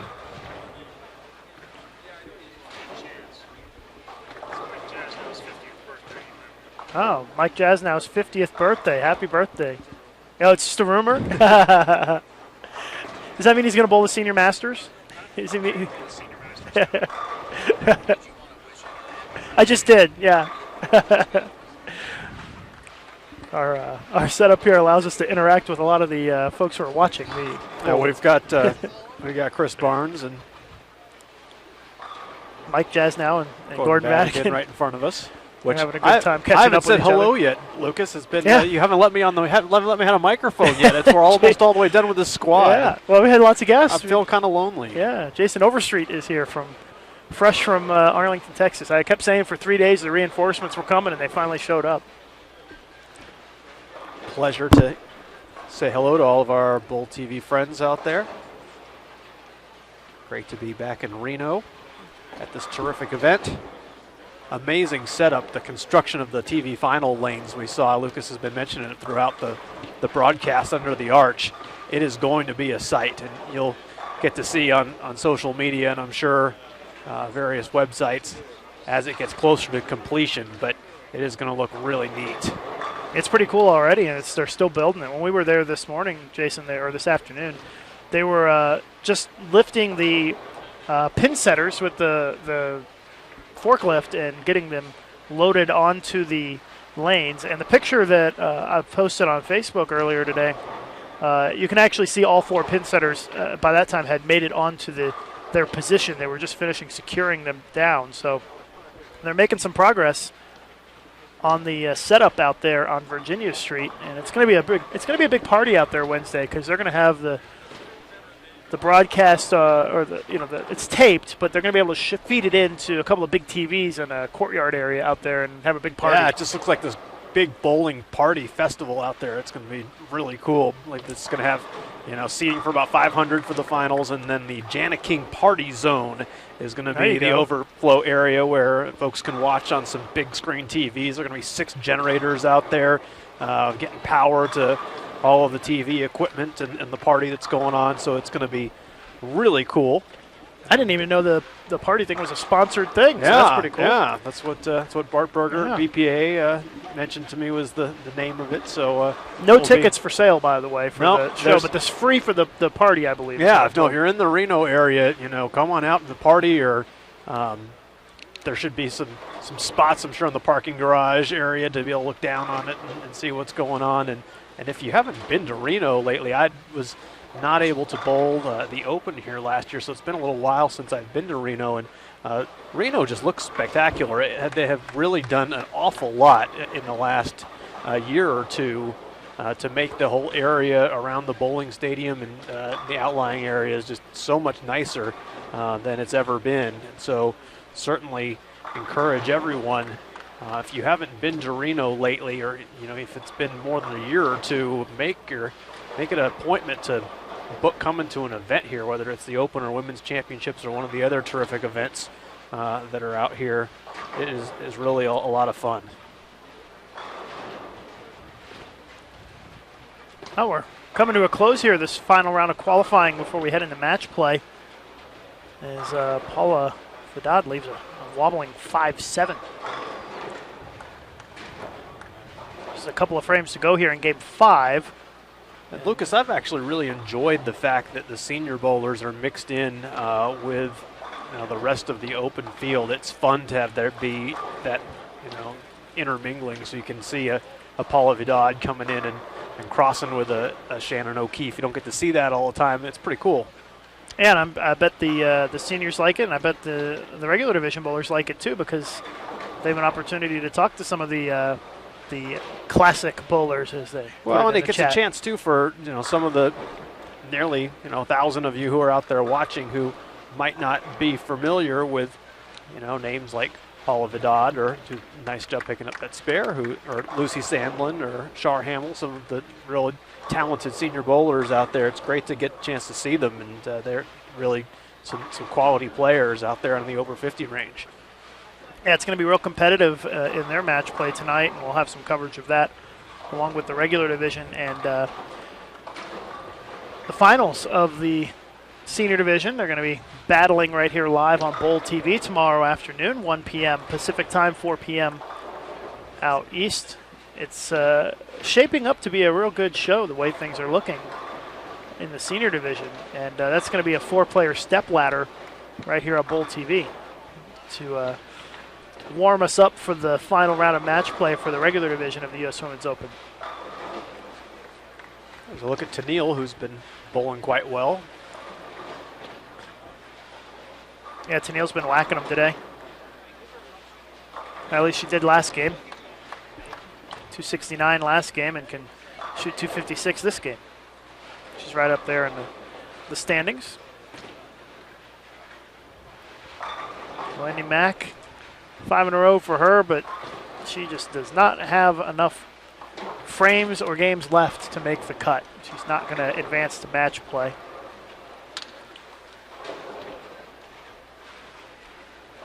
Appreciate everybody tuning in for our live coverage here on Bowl TV. Coverage today brought to you by the United States Bowling Congress. Your USBC membership dollars at work. Thank you very much for being a USBC member. This is part of what you get for being a member. I know a lot of folks out there always say, well, what do I get for my membership? Well, guess what? This is one of those things. So when you're in league and you're talking about that, make sure you tell your fellow bowlers that live streaming here on Bowl TV is part of the deal.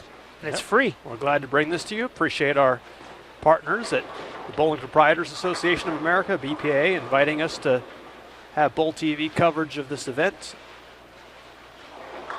Also, want to thank all of our Facebook fans out there. We had kind of a milestone of significance on Facebook occurred during this event, Lucas. Yeah. Crossed over the 100,000 we did fans on Facebook, so more than 100,000 strong now liking the national governing body for the sport of bowling. So thank you to everyone out there for help making this a big presence on social media, and we hope that you enjoy some of the information that you end up getting through Facebook. And we take a lot of pride in that, having 100,000, biggest in the bowling industry, I think. And we appreciate everybody's interactions with us on Facebook and joining us on there. And it gives us some reassurances, Jason, that you and I are doing the right things when it comes to our Facebook page and the content we're providing, because it means people are enjoying it and liking it and wanting to be a part of it. So we try to give people things that they're interested in and fun stuff, like the photo of what the lane build is looking like here underneath the arch in Reno. That's on our Facebook page today, and not to clutter it up with junk that you don't care about. So thanks again to everyone for helping us reach that milestone. As we wind down to the finish of this Cashers qualifying, I will remind everybody that while we get the unofficial standings after each game, we will not get them after Game 6. There will be no unofficial standings after Game 6. They will go back, verify, check everything, and then they will announce the final tallies for the 24 games heading into match play. So you want to keep an eye on the official website for the tournament. bowlingsuswomenopen.com is where they'll post the standings.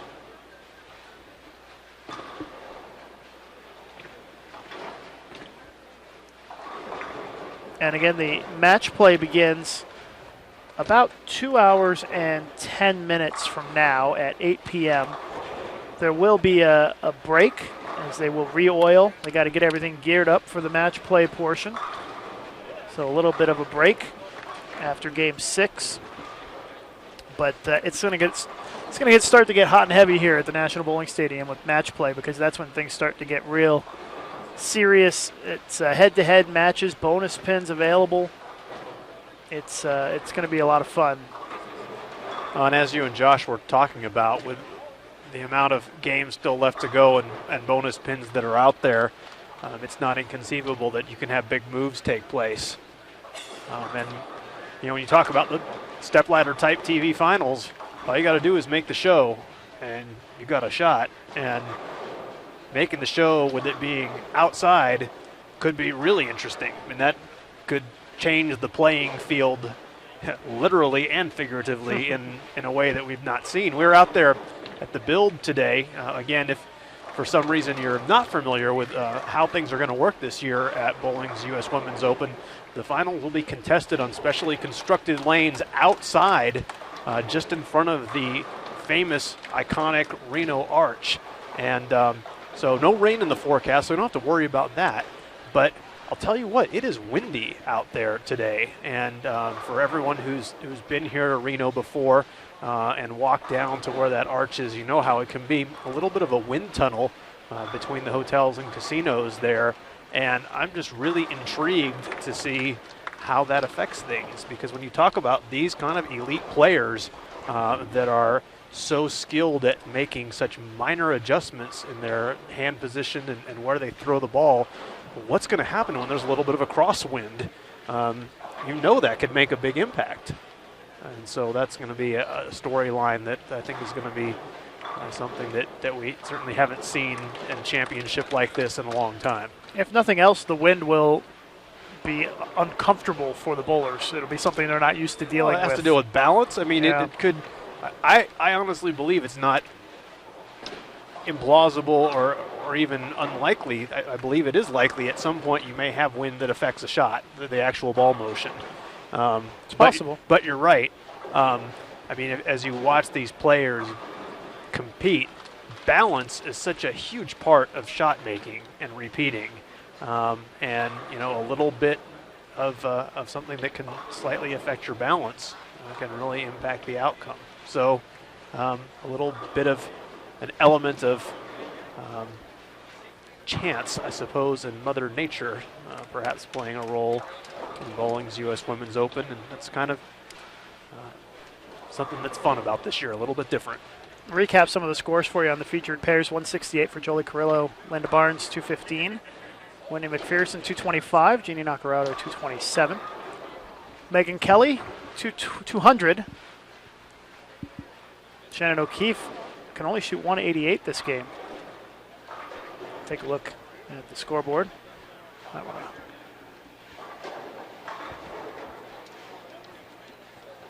That's 41 and 42. 39 and 40 are their featured pair. Megan Kelly 200, Brenda Burks 193. Shannon O'Keefe having a rough go of it here, can only shoot 188. Paula Vidal can shoot 244. So once again, Jason, the senior bowler is showing them who's boss. Well, we've seen the senior bowlers can, get in there and compete. There's no lack of talent, especially, that top half of the senior circuit. They're good. Yeah, and I'm looking across at the senior bowlers. I got 192 for Pam Pamkos, Teresa Ross shooting 218, Mandy Wilson shooting 257, Dana Miller-Mackey shooting 277, Paula Vidal shooting 220, Jeannie Nacarado shot 220, Robin Romeo 215.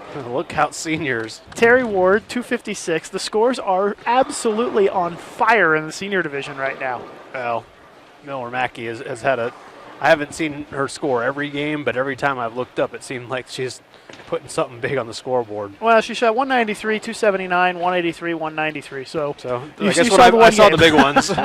You shoot 270 this game. So teach me to go back to switching cameras and stop talking about scores when I can't follow all. It's hard when there's you see somebody striking, but it's hard to tell sometimes what the game is that they're bowling. But Keefe there with a strike is Matt Lawson getting the video. Can catch Matt Lawson's recap and highlight videos on bowl.com. We're also on our Bowl TV YouTube channel. If you haven't already, join the more than 6,000 folks who have subscribed to Bowl TV. Just push the subscribe button. It's somewhere there on your screen right now. Help get an update whenever you've got something going on and stay up to date with the current bowling action, whether it be here at the U.S. Women's Open or future events down the road. 222 for Paula Vidad as she wraps things up. Dana Miller-Mackey, she's going to shoot 277. Wow. She's bowling an excellent game. Had 7 spare in the 4th frame, and that's the only non-strike that we have seen out of Dana Miller-Mackey so far this game. I mean, really, the senior scores have been pretty temperate all day, but they took it up a notch this last game here. That could shake up the standings a little bit on the senior side.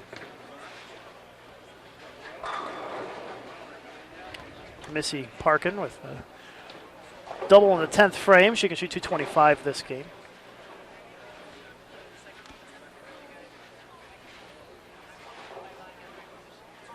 Shar Hamill had 212. Carolyn Doran-Ballard only 204, so it doesn't look like Carolyn's probably going to make it. She would need to shoot a real huge game, probably 270 or so in Game 6. Has Carolyn been feeling 100%? I don't know. I haven't really talked to her that much. She seems okay, but I don't know. She was having a little bit of, I think, tendonitis in her hand at one point, but that might have been even before the Queens, and obviously it didn't hold her back there as she made the telecast. It's always the thing. Sometimes some of these players won't tell you if they've got something going on, and just because they don't want to make excuses or focus on it. But a lot of times if the top names are not as high as you might expect them to be, it's because something might be going on. And speaking of health, Linda Barnes and the showing that she's done here has been remarkable. Linda having shoulder surgery about a year ago or so, has been working and rehabbing, and now making a run. She's been bowling well, and question for Linda is, can she make it through 14 games today physically? Of course, she made the telecast last year at Cowboy Stadium, bowling's U.S. Women's Open. Really making a point to have some amazing showcase venues. Cowboy Stadium last year and under the Reno Arch this year. Look to have a lot of attention for the sport of bowling. Be a lot of fun to see all the media coverage that comes from the spectacle that is that outside finals. Really congratulate Steve Johnson, Bart Berger, everybody at BPAA for organizing quite a show. I know everybody here, part of International Bowl Expo, and entire Reno community really looking forward to being able to see it all come together here in the next couple of days. And I've been to a lot of these finals, the ones at Miller Park in Milwaukee and Cowboy Stadium, and I'm really looking forward to this one, actually. I think this is going to be a unique one, something that we've never really seen before. This is going to be one of those events that people will talk about for many years to come, and that's great. That's great for bowling to have people talking about the sport. I think it comes at a good time in kind of the sports news cycle, where we'll be able to get a lot of attention in different media outlets that might not have bowling as high on the sportscast or in the paper as they otherwise would. So it's going to be a lot of fun. So it looks like everybody's done with Game 5, and we'll get geared up for Game 6 on the featured pairs for this final game of qualifying. Angie Cherpich, Brenda Padilla, Yuko Nakatani, Mandy Wilson, Carol Giannotti, Kayla Bandy, Ho Jung Kim, and Lisa Wasson. are going to round out the day on our featured pairs.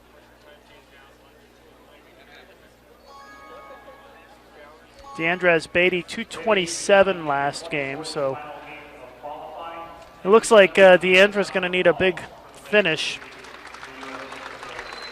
to make the to make the next cut.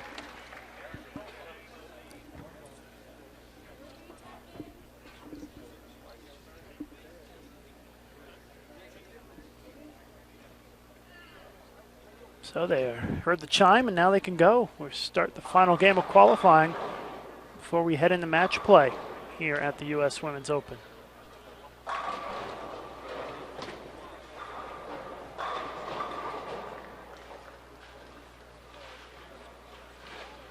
Yuko Nakatani up on the left lane.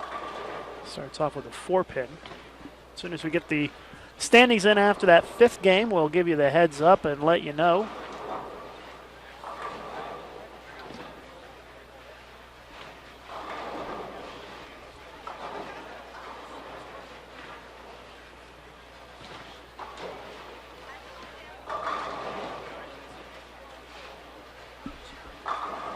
But we will get one more update on the standings, and then that'll be it until the official standings come out after this game. So one more update coming in just a few minutes. I want to remind everybody that the TV finals for the U.S. Women's Open, it's tape delayed. It's going to be on July 3rd at 8 p.m. Eastern Time on ESPN2. So be sure to join Dave Lamont and Chris Barnes for the finals.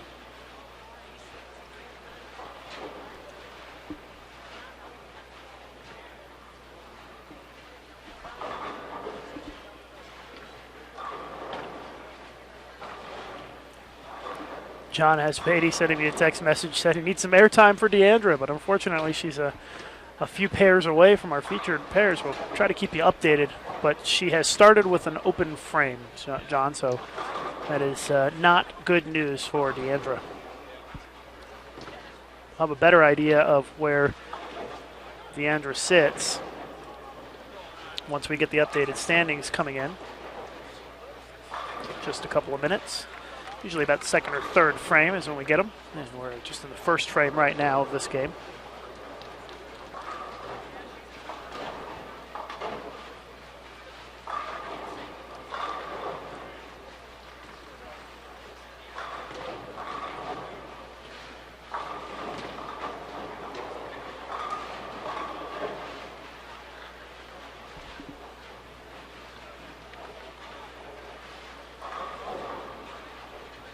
Brenda Padilla with a 9-pin here in the 1st frame. Brenda has bowled relatively well today. 1136 for 5 games, so 136 over for Brenda. There she is. She just had a beautiful little baby not too long ago. Stephen Padilla, who works in the USBC coaching department, is here playing Mr. Mom this week, while Brenda tries to bring home the bacon for the family.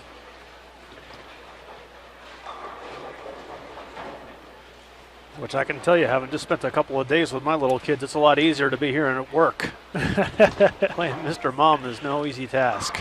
Especially with a newborn, not too. I mean, I don't think I don't know how old their baby is, but just a couple of months, right? Yeah, a few months. I can't remember. I what think you had February. Yeah, it's not been very long. So Brenda back in good shape after having the baby not too long ago.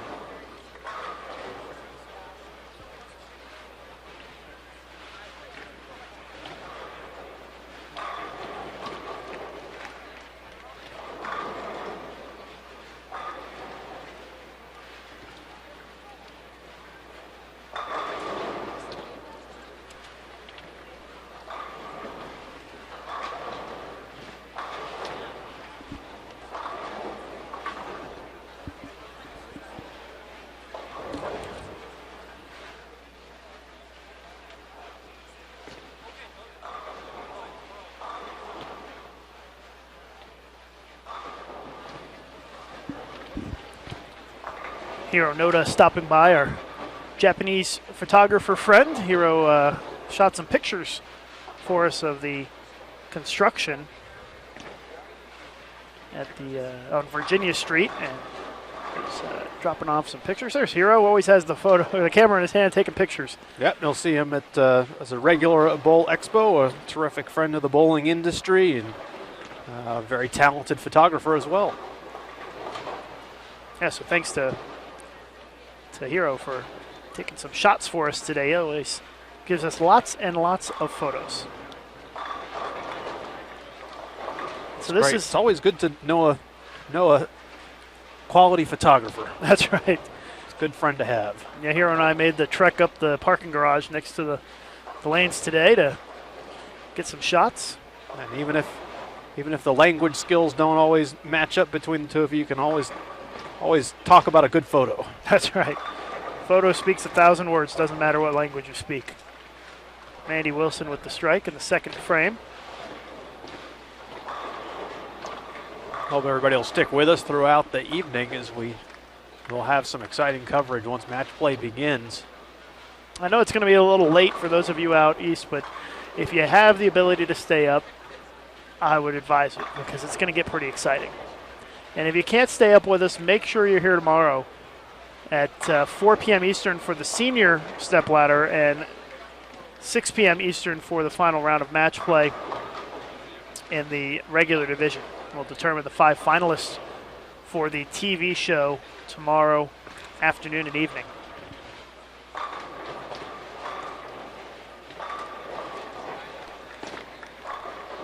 After starting with an open, Deandra's thrown a double. Let's keep John updated. I think John's playing Mr. Mom this week as well, although he's probably back home with Madden in Chicago.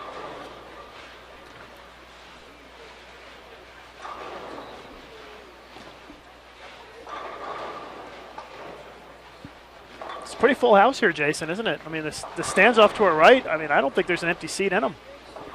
No, it's really... It's pretty packed. There's standing room only, basically, down here on the concourse level. I don't know what it looks like up at once the Brenda bleachers. throws a shot, I'll give everybody a look. It's really nice to see such a big crowd here to watch the best women bowlers in the world compete.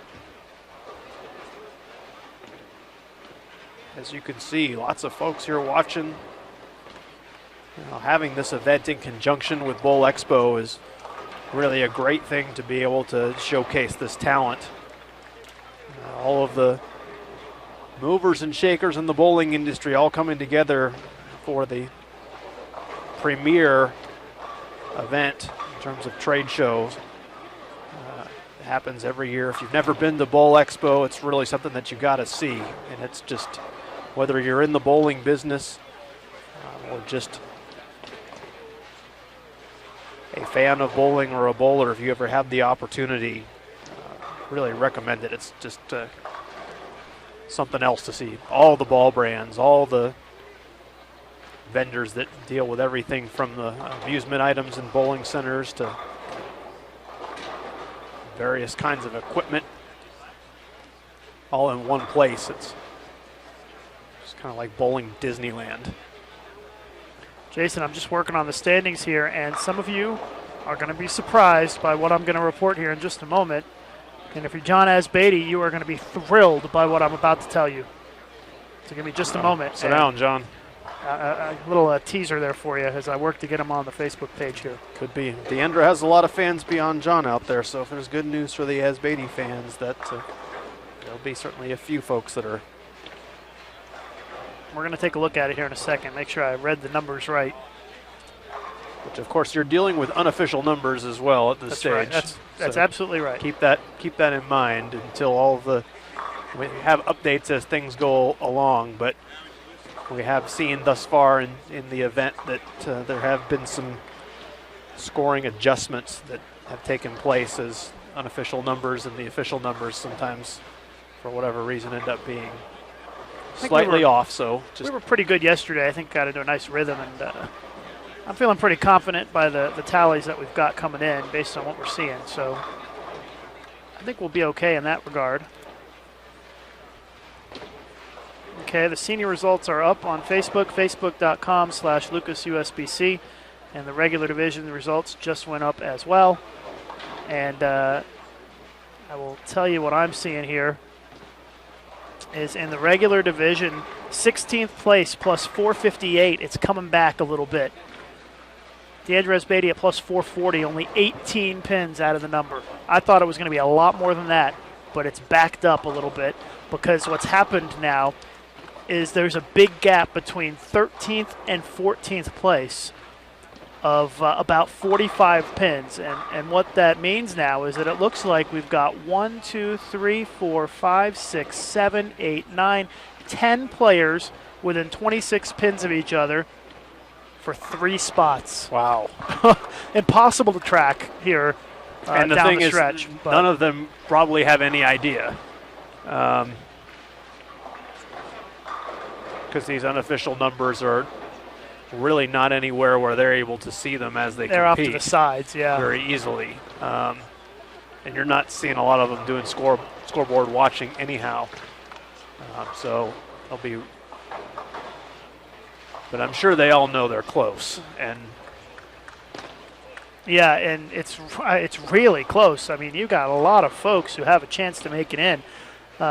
I think as I run through here, the folks who I would consider to be on the bubble, there's a couple of folks above this number that I'm going to mention who aren't locked in yet, but the folks who I would say are in the running for those final 3 spots, Anita Manns in 14th, Yuka Tsuchiya in 15th, and Adrian Miller is 16th. Next in the list, outside of the number currently, Rachel Perez, Jody Westner, Cassie Luthold, Jackie Reese, Michelle Sterner, Jen Higgins, and Deandra Asbady, all within 26 pins of 14th place. wow. So a lot of tightening up in the standings.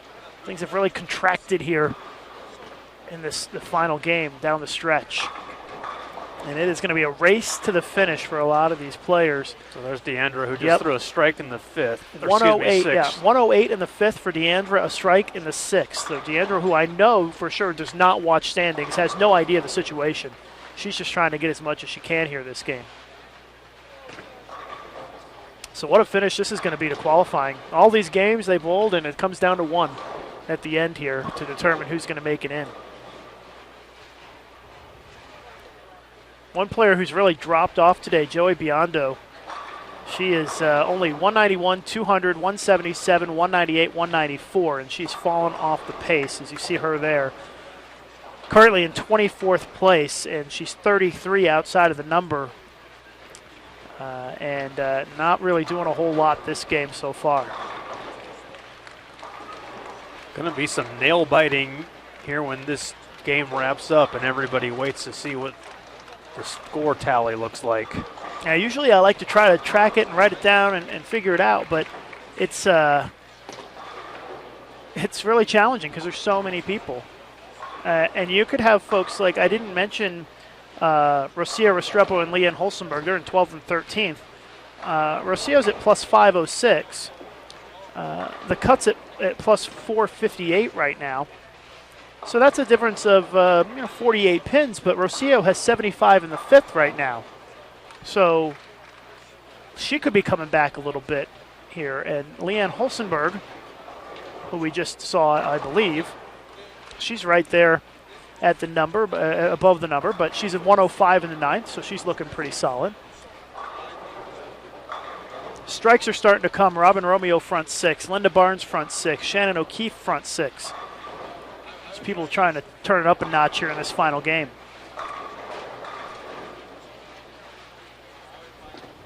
Deandra Asbady with a single pin in the 7th.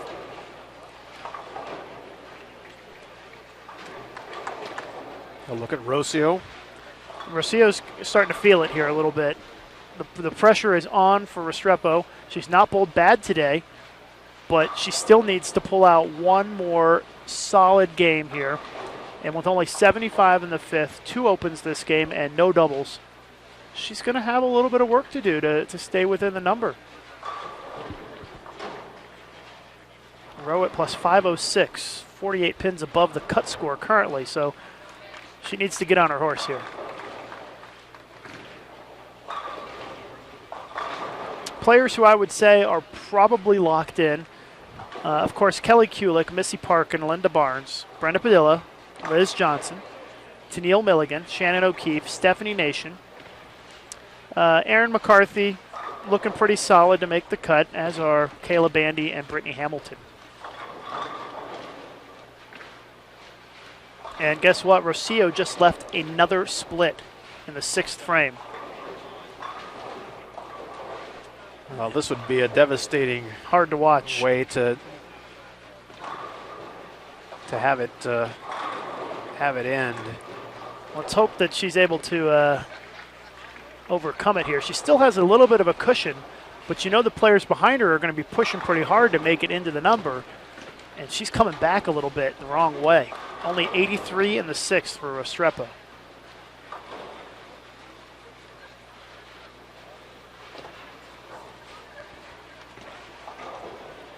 There's so many names to look at in contention here that it's hard to know where to focus the attention. Shannon O'Keefe has the front 7 right now. Well, and as you mentioned, She's in. when you're talking about less than a 30-pin spread with so many of them, that it literally could come down to the last couple of frames. It could come down to fill balls. Everybody starts jockeying up and down. It's impossible for you to do the math on the fly. But a big game or a big disaster can make a huge difference right now at this phase. Yeah, and you have to kind of look at the people who are above the number that we're looking at to see if anybody's going to come back towards that number. And right now, Rocio looks like she's the only one that's really falling backwards a little bit. Brittany Hamilton, 135 in the 7th, a strike in the 8th, so she's looking okay. Leanne Holsenberg's looking fine. Erin McCarthy's looking good. Kayla Bandy is looking solid. She's going to make it.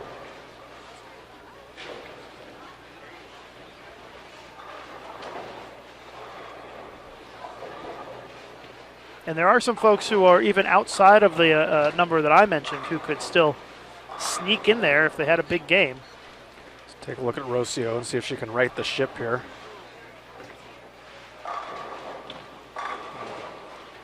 Looked like a good shot there. Rowe with a strike in the 7th.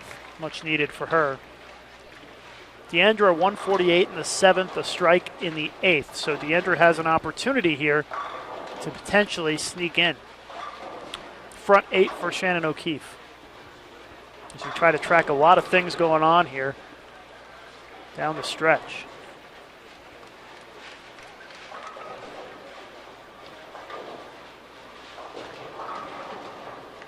But it looks like the cut number probably going to be somewhere, well, it's hard to say. Right now it's 458, so I would guess probably in the 460s. We'll see what it ends up being after this game. Take a look at Shannon and Deandra there. Linda Barnes, front 7. Shannon O'Keefe, front 8 here in this final game of qualifying.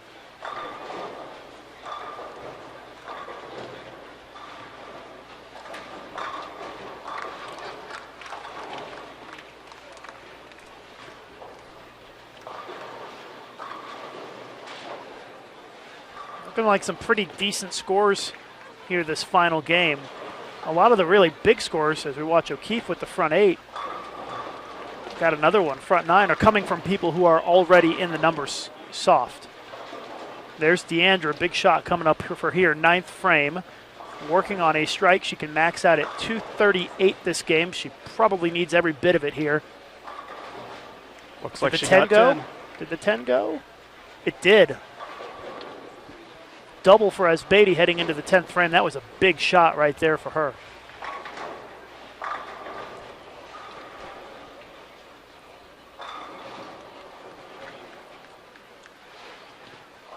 People starting to finish up. Josie Ernest, 208. So Josie Ernest is not going to advance. Kim Eulis, 217. She will not make it. So we're starting to eliminate people here. Brittany Hamilton just opened in the 9th frame. 163 for her. But Brittany Hamilton has a little bit of a cushion to work with, so she should be okay, but nothing set in stone.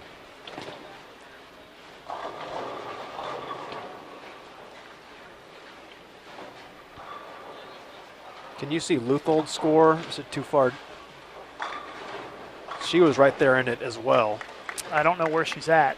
I think she's all. I would think she's all the way down at the low end, but I'm. If you can try to zoom in with the camera on the scoreboard down there, you might be able to get a look. Some of the screens are a little darker than others.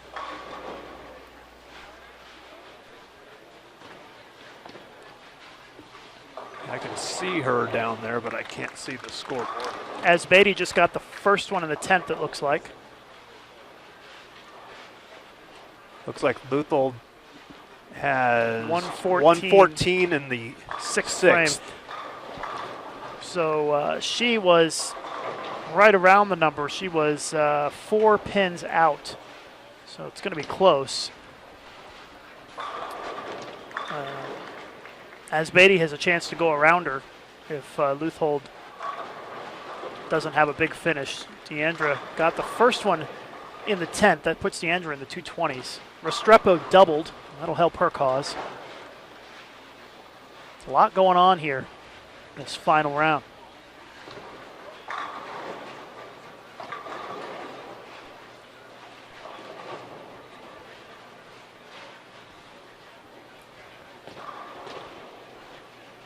Brittany Hamilton doubled in the 10th to shoot 193. So I think that's enough for Brittany to stay in the number. Get another strike for Deandra. Yep, second one in the 10th for her. Jen Higgins only going to shoot in the 170s max, so she's out.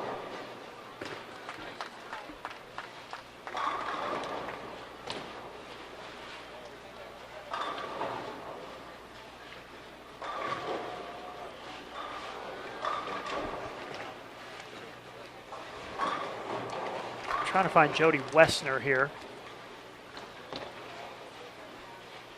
She's one of the ones that's on the bubble.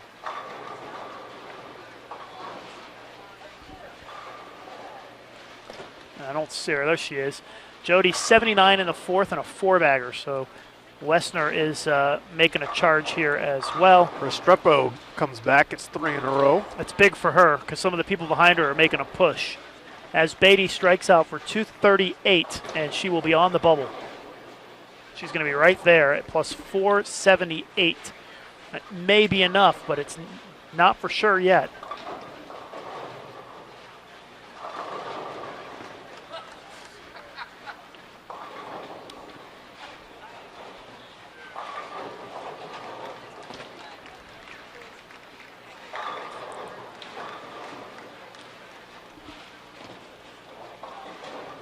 O'Keefe about to go with the front 9.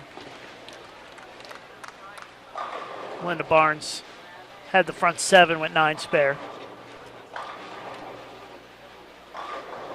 Rachel Perez looks like she's gone strike, spare, 7-bagger. And she was in 17th place. The number is going to jump a lot, folks. That's what it's looking like here. If you just want to call it, I'll stay on Shannon. O'Keefe, 7-pin. Don't know if the 10 went. It's just a 7-pin. No 300 for Shannon O'Keefe here this game. Megan Kelly shot 279, but she was at plus 355. Not enough for her to make it.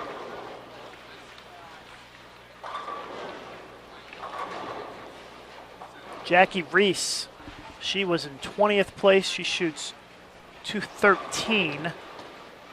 And I don't think that's going to be enough for her. That puts her at 468, and I don't think that 468 is going to be enough the way it's looking.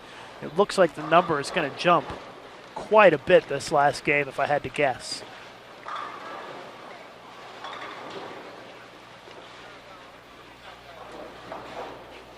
There's Jackie Reese.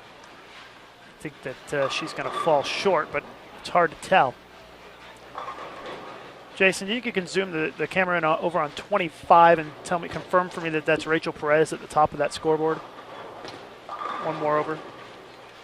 Yes. Yeah, that's Rachel Perez. You can take a shot of it. You can see Rachel Perez. She was in 17th place, strike spare looking to go sheet for 280, which would lock her in. Adrian Miller. We need to find Adrian Miller.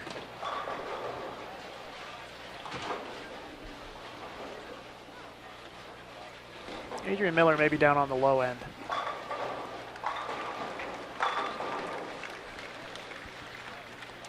First shot in the 10th for Restrepo. It's a big one. Gets the Yeah, 7 I think out. she's all right that now. That should do it. She was at plus 516, and she's going to shoot at least in the 190s here. I think that's definitely going to be enough to keep Rowe in the number.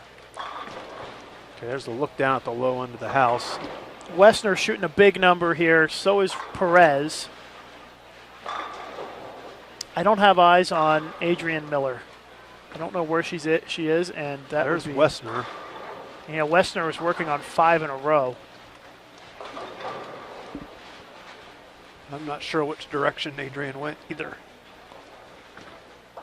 Yeah, I can't read that last scoreboard down there to tell. Wait, I think I see her here. She's got a max of 202. She's down on 23, and I don't know that that's going to be enough. That put her at 460. Deandra jumps her. Rachel jumps her. Wessner's going to jump her. She's down there bowling with Liz. She's in trouble. I don't think she's going to make it. That would be my initial feeling. Cassie Luthold can still shoot 234. She would jump Adrian, so I think Adrian Miller might be out already before the 10th frame even starts. Well, this is an interesting finish. There's some people really stepping up their game here this last game. Trying to make it in. Luthold just got 7. It's so hard to tell who's going to make it in. Perez threw the first one in the 10th. I think Rachel Perez is in soft. She's going to shoot 270 this game. Going to shoot 269 for Perez. If she spares in the fill.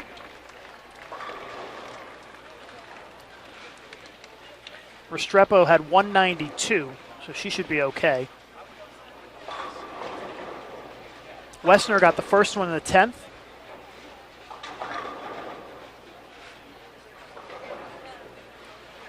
Saw Luthold throw the ball, but didn't see the result. Were you able to see what? She got an open. She's in trouble. That may be good news for Adrian Miller. See, the scores are starting to finish, and the scores are popping off of the scoreboards, and we can't really keep up with what's going on here. 216 max for Anita Manns. That would put her at 78, which I think would tie as Beatty. We got a potential. There could be a potential tie for the last spot. It's hard to say right now. Anita Manns needs a strike on the fill to get to 478. Actually, hang on. Do my math here again. 76, 80. Oh, a strike would give her 84. My bad.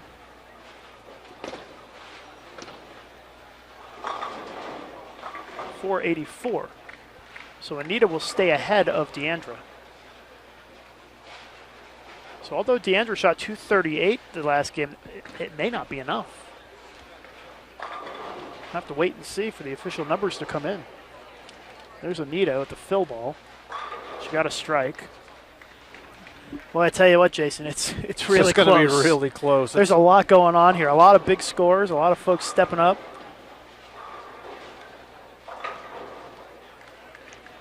Adrian Miller throwing a second ball in the 10th, and she did not strike, so she's going to shoot 191 here.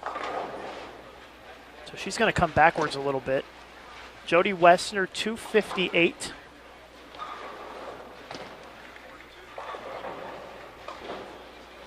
Don't forget, coverage continues at 8 p.m. Pacific time, 11 p.m. Eastern. First round of match play.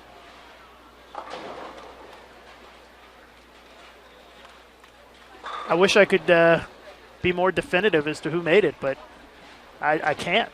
It's just too close, folks. I can only tell you the scores of these people, and we'll have to wait and see what the final tally looks like. Cassie's only going to shoot 185. It's her max now.